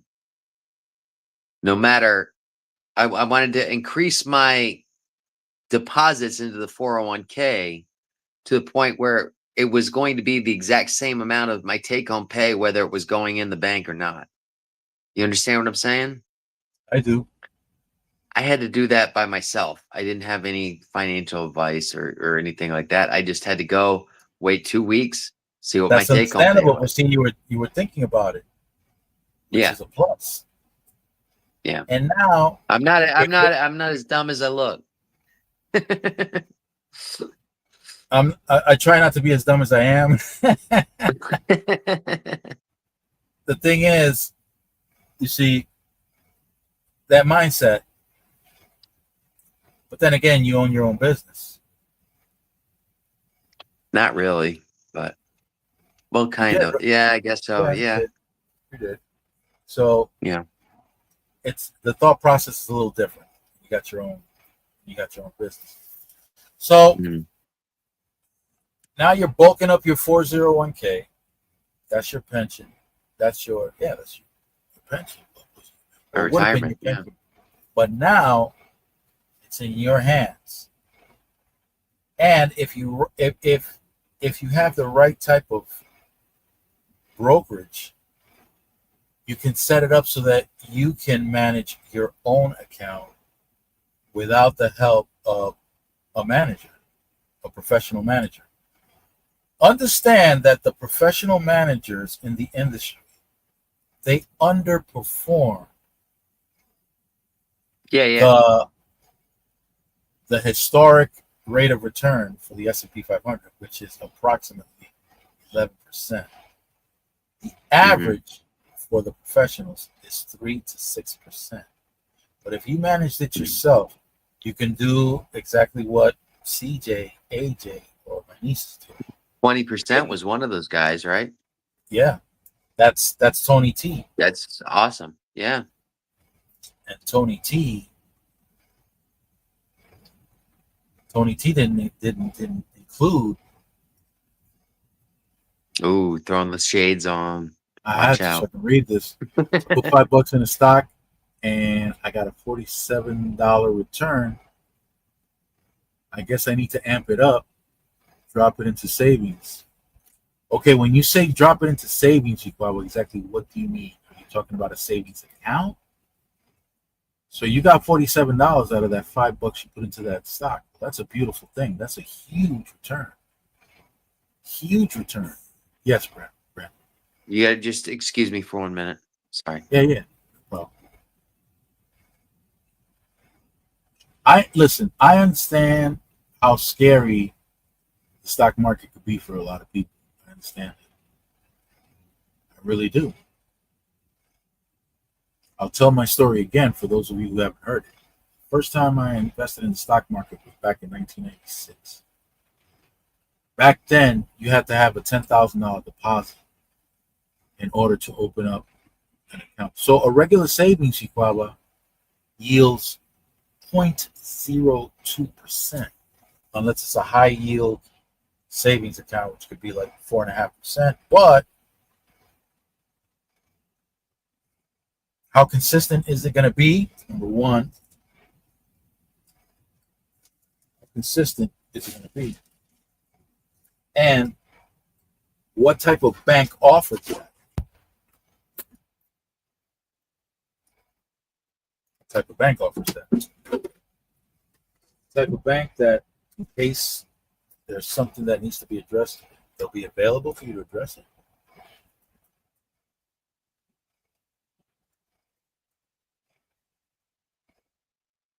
Oh yeah? Maybe I'll go do that. Homestead. Maybe I'll go start selling cars.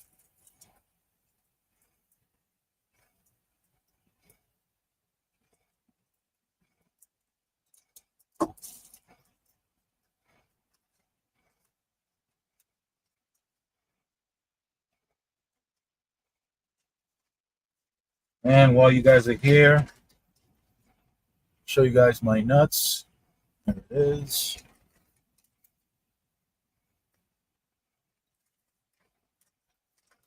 So I'm all over the place. I haven't even finished one thought.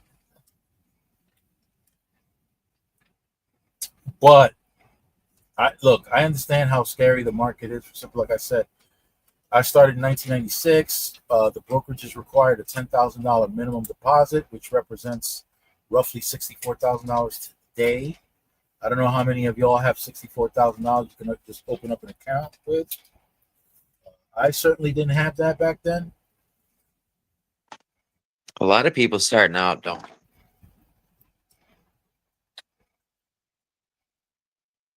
I had 2 pennies to pinch together. Barely. When I started my job 20 years ago, you know?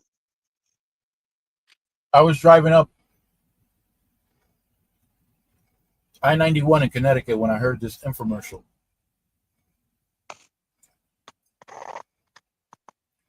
And they were talking about buying one share of a company that is participating in direct purchasing, in a direct purchasing plan, and a dividend reinvestment plan. All you needed was one share to register one share, and you were in, and you were good. When I heard that, I said, this is perfect. So I called the 800 number, and I got a pamphlet. And in the pamphlet They explained what a dividend reinvestment plan was, what a direct purchasing plan was, and how I needed one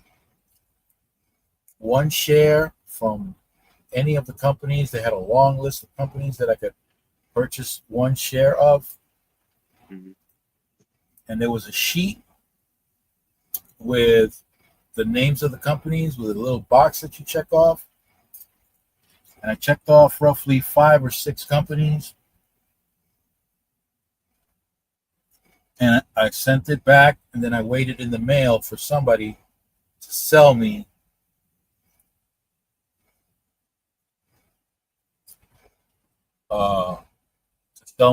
a stock. I don't know how it was going to be. I don't know how that transaction was going to work. I get a handwritten letter from somebody, Yeah, stating that they're willing to sell me a particular stock. They broke down the price of the stock, the fees associated with the purchasing of the stock. And I'm looking at this thing like, oh, you got to be kidding me. A handwritten letter? How professional is that? Seriously? Are they trying to make a fool out of me? But I said, you know what? I picked the company with the most credibility at the time. I don't know if it wasn't SBC Communications. I think it was Coca-Cola. So I'm gonna take a chance. I don't know. I think it was like $37 at the time or something like that, or Brown-Forman Class B, which are the ones who own Jack Daniels. uh-huh. And I said, I'm gonna. You know what? I can't. I gotta take this chance. I gotta take it. My reasoning was, I rolled the dice. My reasoning was, these people actually had an infomercial. So they were willing to put their name out there and take this chance. Yeah. They're scamming. Put the money people. up for at least put the money up for the infomercial. That's a lot of money right there. Yeah. So if they're scamming people, I don't think things are going to go well for them. So I sent the money order for that purchase for that one stock. And like 2 weeks later, I got the stock in the mail. I still had my doubts. So I went to a bank to have it checked out. And I said, no, this is legit. This is a real stock certificate. How'd you get this?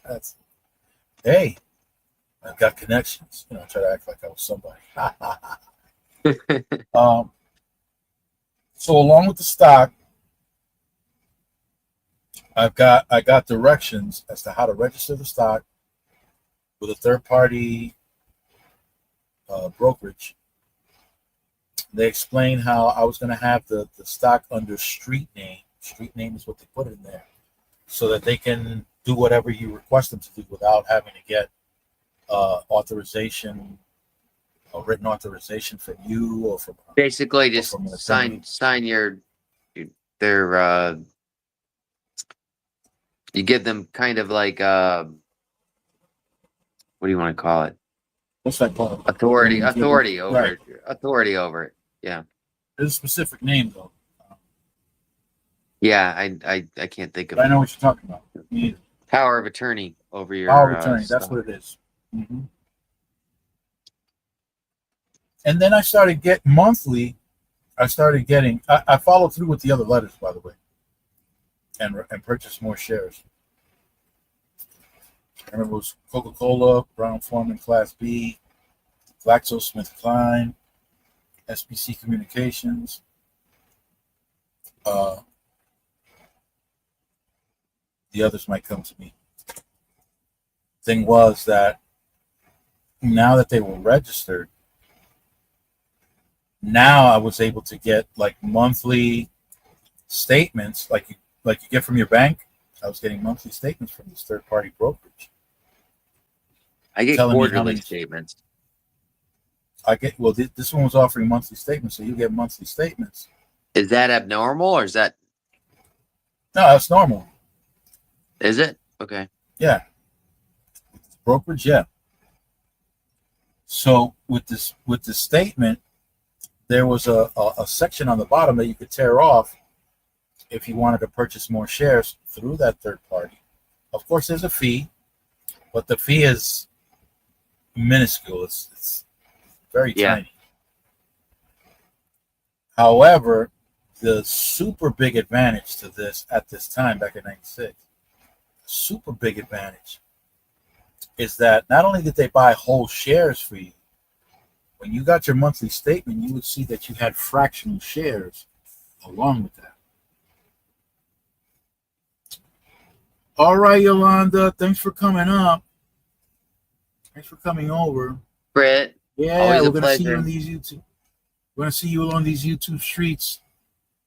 You might see me panhandling in the YouTube streets. You might see me performing in the YouTube streets with my thongs on backwards. You know how I do. That's how I get down. Ooh. Oh, yeah. So this is an incredible thing. So now I'm getting quarterly statements. And all of a sudden, a light bulb goes off in my head. Because now I'm watching my money increase in value.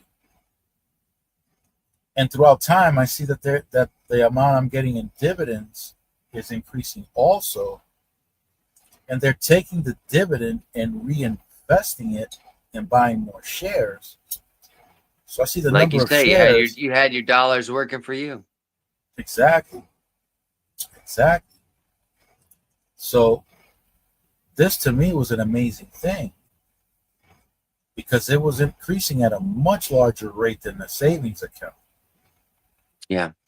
So I figured, why bother continuing to deposit into the savings account? I already have a checking account, so my pay goes through the checking account. All I have to do is take a check, write it out to this third-party brokerage, send it in with that slip on the bottom, purchase more shares, the dividends increase. Mm-hmm. They get reinvested. Now can I pause you for a minute? Yeah, absolutely. Okay. When you were saying there was a difference between, all right, you have to pay taxes on these, the income you dividends? Get from this. Yeah. Yes. Okay. But you said that there was a difference between short-term and long-term. Correct. Can you explain a little bit more on absolutely the difference? So you got short-term capital gains and long-term capital gains.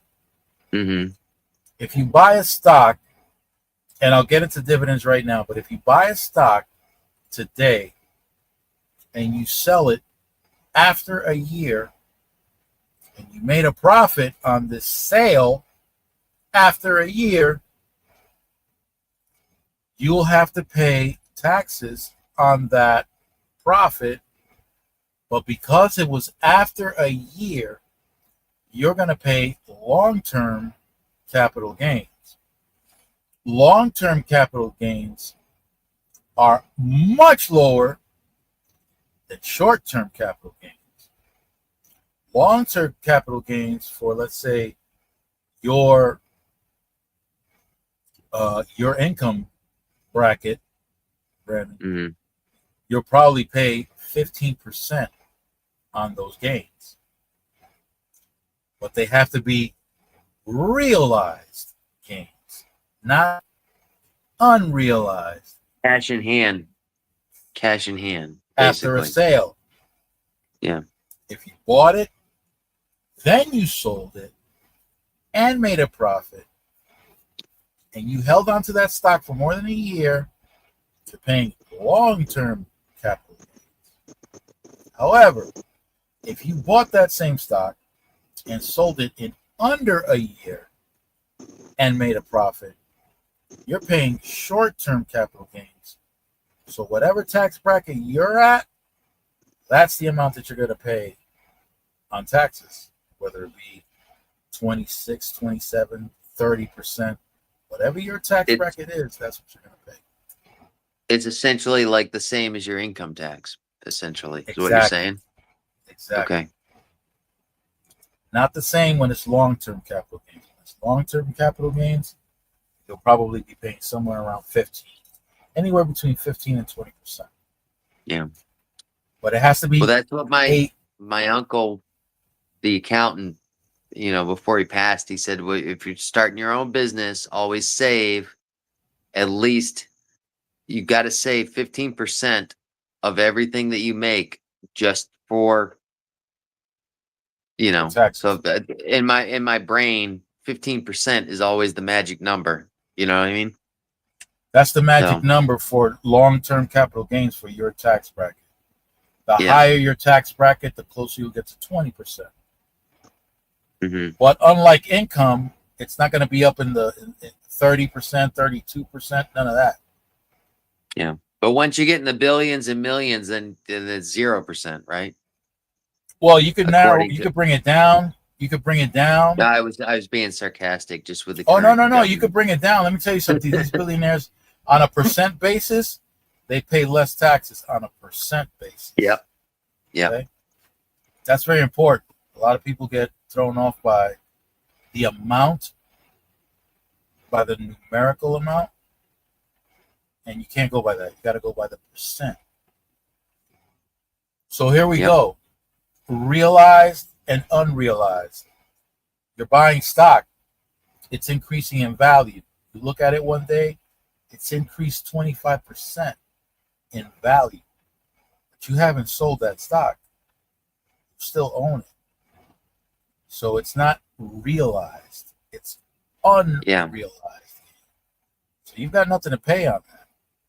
It's not until it becomes... anything can happen. That stock could plummet, or it could go through the roof, It could go through the roof, whatever the case is, but if you don't sell it, it's not realized.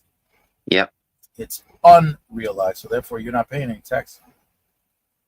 So sometimes it's better to just sit on something that's going down rather than have to pay you can sit on taxes. You can sit on something that can pay you dividends. That's an income producing stock. Here's how it is from what I remember. I could be absolutely wrong, so it'd be a good idea for you guys to investigate if what I'm saying is accurate or not. But from what I remember, when it comes to dividends, you're going to get paid. It's a form of income. However, there's something called an X date that usually occurs for most income yielding stocks, most dividend yielding stocks. X dates occur 4 times a year. Okay? The X date is the date by which you have to have that stock that you purchased. It's got to be registered into your account by that date. If it's not registered by that date, you will not receive a dividend.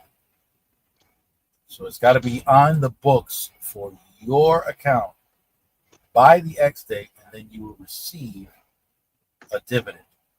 30 days before the X date, if you buy a stock within the 30 days before the X date, and for any stock that you bought that you'll be receiving a dividend 30 days after that X date, that stock that you buy right around that time frame pays short-term capital gains on that dividend.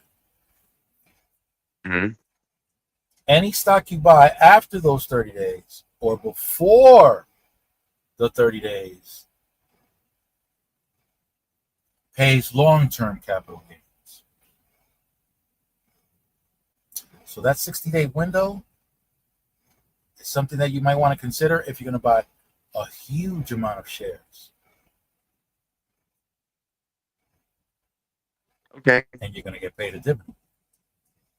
Now, you can have some dusty old stocks from that same company that you bought tens of years ago.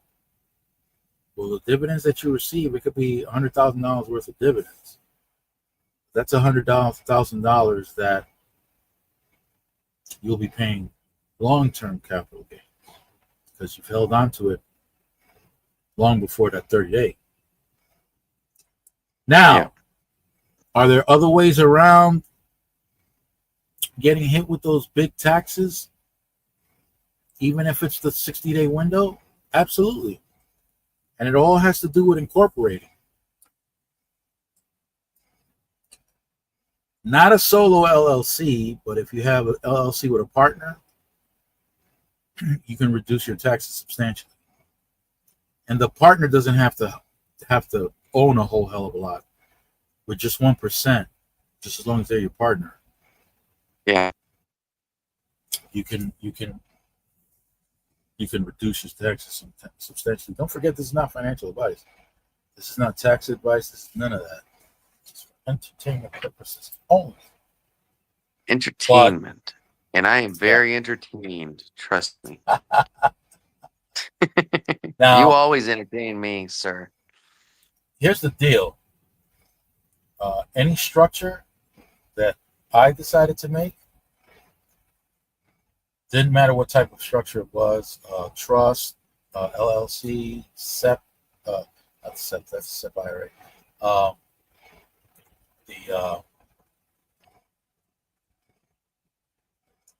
The other forms of corporations. I went through a tax attorney.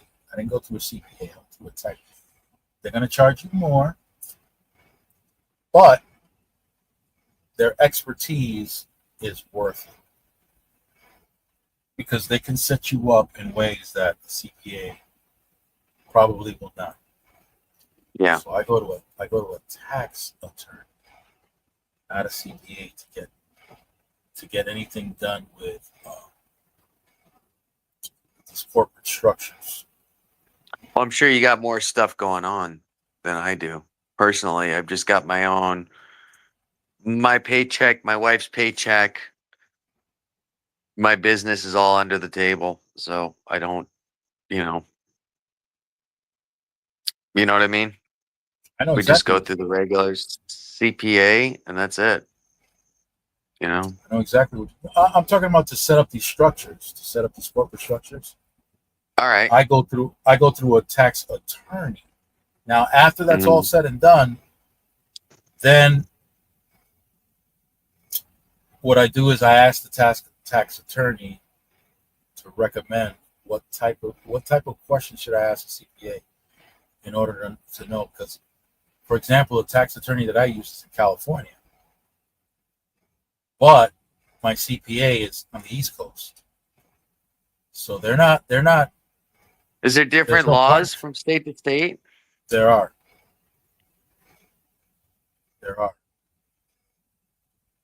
So how do you go about, like you said, you're a citizen in New York. Yep. But your accountant is in California. Yeah. No, my account. But right. Well, it's the other way around, but yeah, I get what you're saying. But they've got to understand the laws from your state as well as theirs. Well, now when it comes to doing your taxes, then I want a CPA that knows everything about the state that my business is in. Because I go to the that's where I was getting at. I'm sorry. Yeah, I go to the tax attorney to help me to build the structure. Now they're familiar with the laws in a variety of states, and if they don't know the laws well enough, they'll refer me to a tax attorney in the state that I want to create the structure. But I'd rather pay the tax attorney a visit as opposed to CPA to help me create the type of corporate structure that would benefit me the most. And the purpose of of a corporate structure is not for you to cheat on your taxes. That's not the purpose of that. The purpose of that is to protect yourself from litigation. Okay? Yeah. Because there's a lot of frivolous nonsense that goes on. You want to protect yourself, your business, and your personal property. So you want a detachment. You want to separate your personal life from your business. And the way to do that is through these corporate structures. And it gets more elaborate as you go up.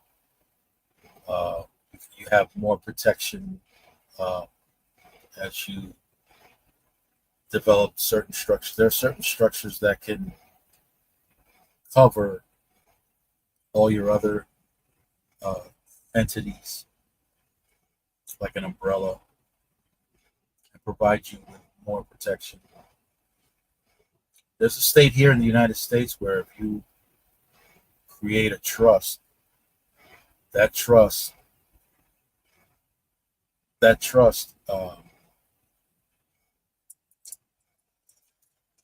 it's very hard for people to try to sue you and get anything out of you. It differs from state to state. Yeah, it's called the I didn't corporate know veil. that. It's called the corporate veil, and some states allow penetration through that veil where others are nearly impossible. There are 3 states in particular that people love to incorporate it because they are. Are you all right? Yeah, trying to get this Did we cord. drop something? Yeah, I'm trying to get this cord because my laptop is about to. Oh, I gotta get off anyways because I gotta get up and get a flight in the morning. But hey, man, thank you for talking with me. Is it still No problem, daylight man. out where you at? No, it's just very well lit. Oh, okay. Truck stop. Everybody's getting off now, I guess. I have to. It's 11:15 my time, so you're probably 10:15. Yeah. Yeah. All right, Solomon. Thank you so much for everything, man. Appreciate the conversation. Always a good time with you, no matter what, whether we're serious or joking. Well, you know? it is. Yeah.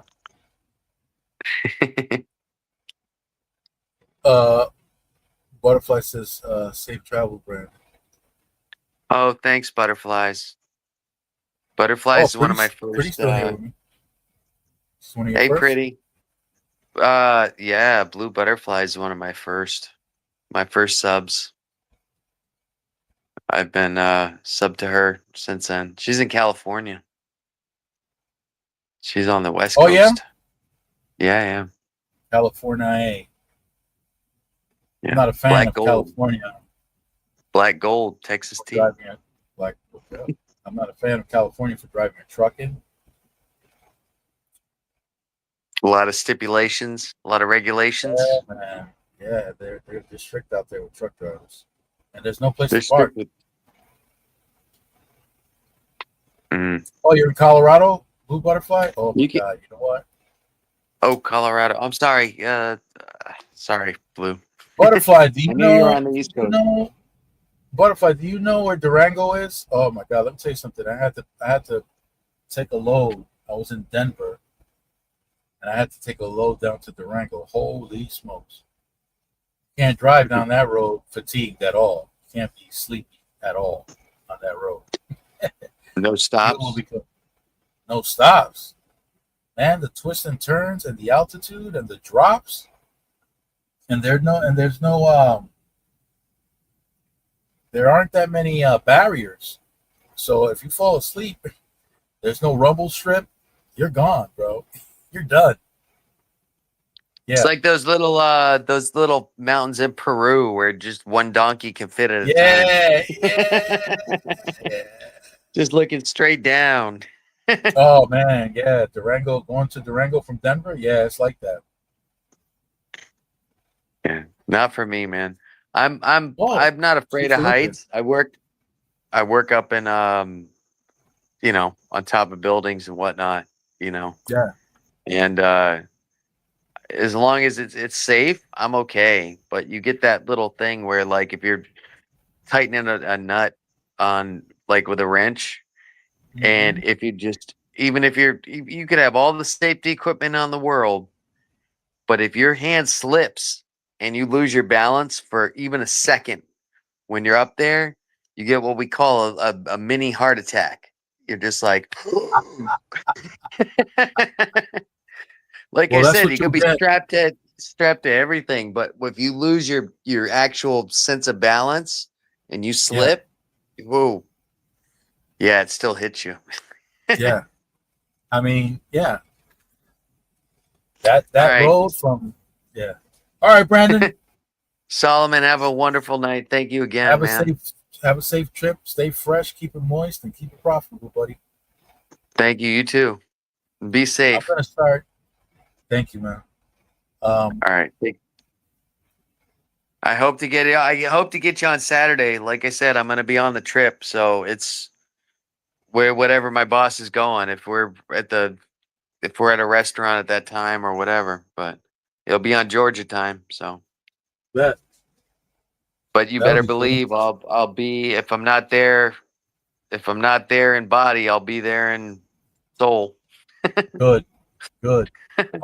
I'll expect that. I'm gonna start All right. stripping. I'm gonna start stripping down, so the bling bling is gonna disappear.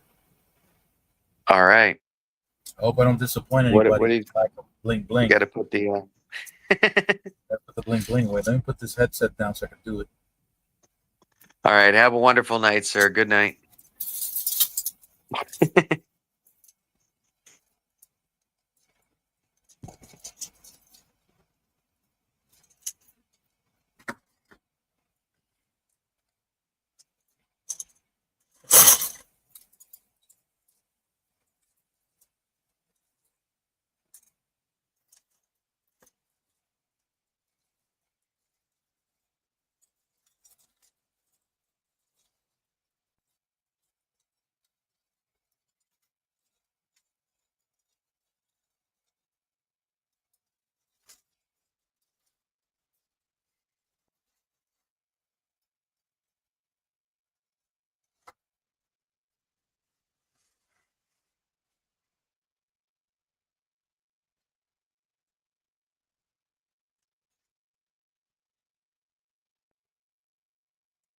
The bling bling. The bling away already. Sometimes in these truck stops, some interesting characters can be popping up, especially when they see the bling bling. They get ideas. So, looks like I go.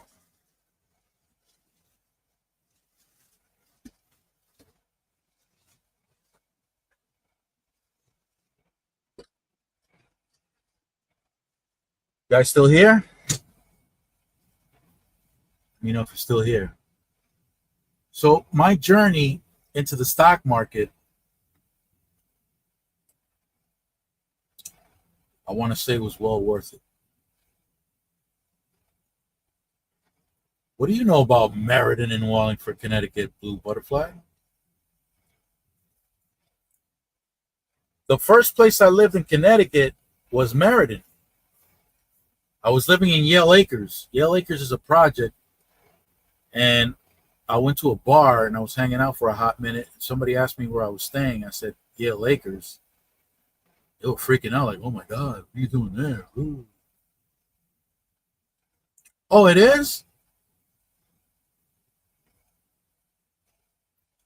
Well, when my son was a year old, I had to get him out of New York City.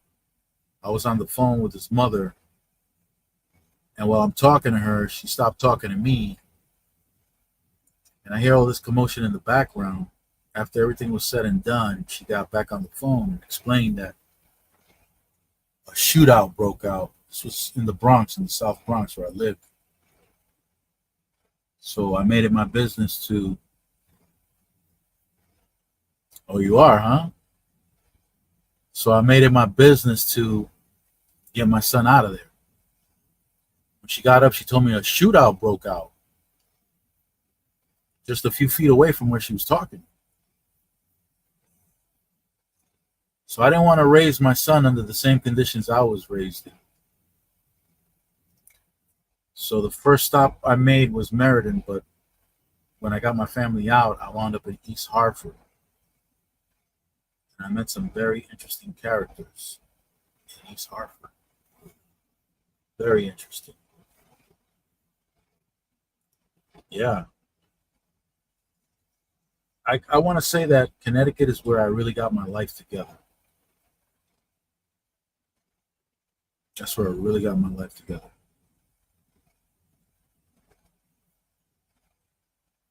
About the age of 32, maybe, when I got my life together. It was in Connecticut. I was raised in New York, in the Bronx, in Harlem, and the Upper West Side.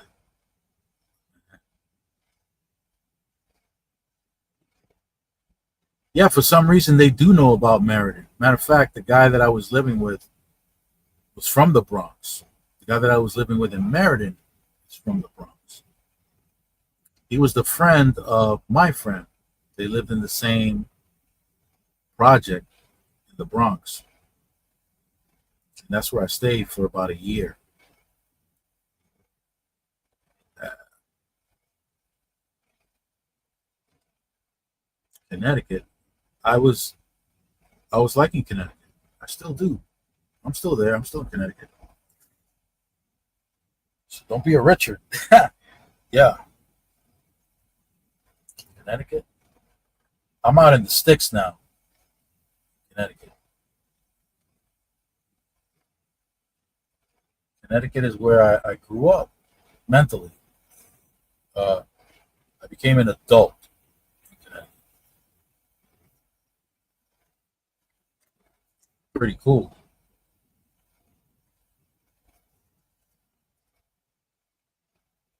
Oh, look who's here.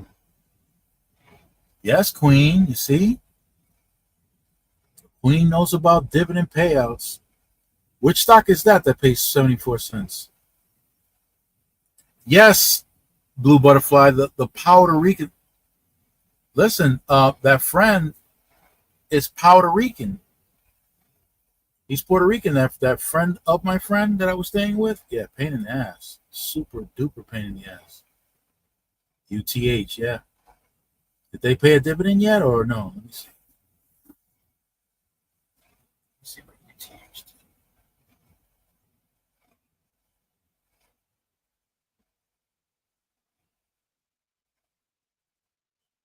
did. UTH.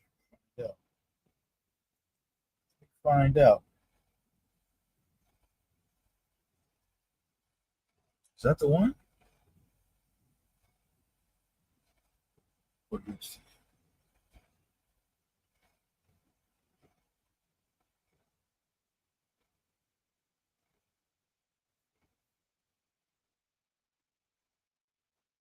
That's not the one that you and I talked about, is it?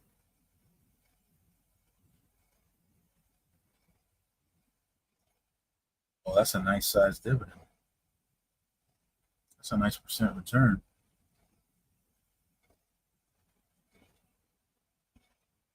Thank you for that, Queen.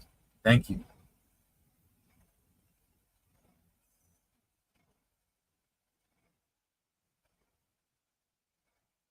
Yeah, that's a nice size. It's a nice size dividend. It's close to 8%. Nice, juicy, juicy. Yeah, them Puerto Ricans up there. Oh, it is okay. I forget sometimes. There's so many. I have such a long list of stocks that I have. I forget sometimes.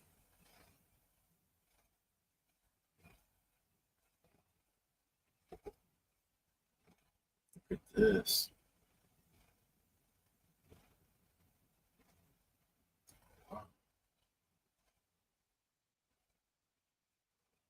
Nice.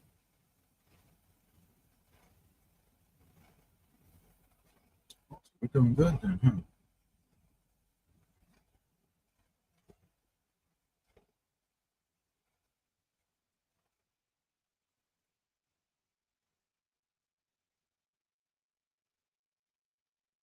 Oh, okay. Yeah, that's sweet, ain't it?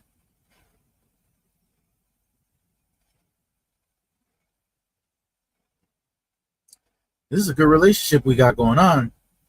queen. A profitable one. I like that. I like it. Yeah, Butterfly. Them Puerto Ricans up in Meriden, not just Meriden. Waterbury. They're up in Bridgeport heavy. They're in not so much New Haven, but in Bridgeport, yeah, you got them Puerto Ricans up in there. Hartford, forget it.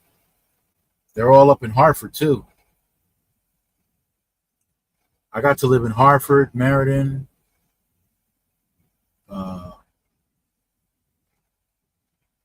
Manchester. Yeah, Hartford got some large. New Britain. I lived in New Britain also. Puerto Rican Ricans all up in there. Thank you for calling me Poppy. Okay.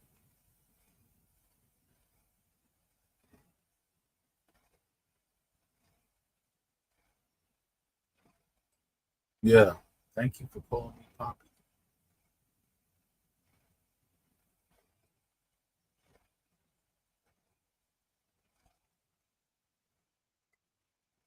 What the heck?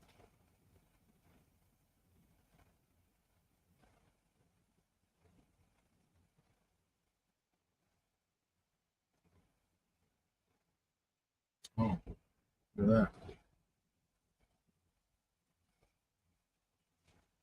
Is that so? I never really knew the difference.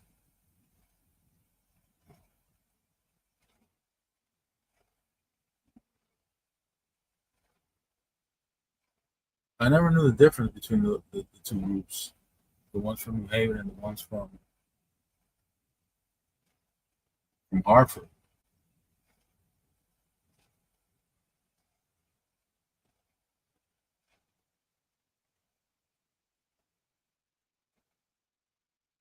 Even though I should, even though I should know, I was a correction officer up there for 10 years. Oh, they are in Hartford.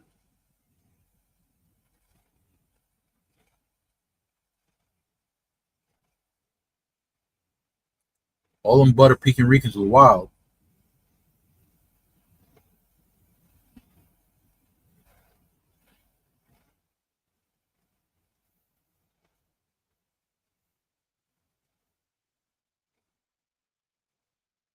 I met a branch of my father's side of the family up in New Britain.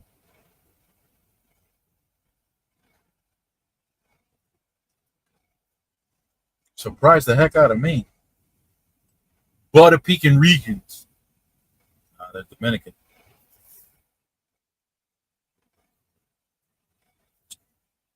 Guys, I gotta start driving. So I gotta get off this laptop, otherwise this thing's gonna fly off. I got it on the dashboard. For real, for real. Butterfly, I hope you come back. My next live, my next live will probably be Saturday Night Live. That one's a little less formal than this one. Maybe is that the right term?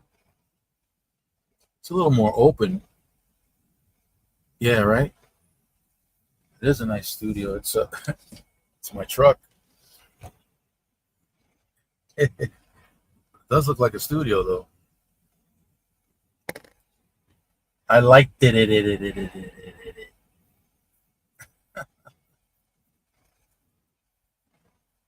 So Butterfly, we got a connection. We gotta strengthen our bond because of that connection. We gotta strengthen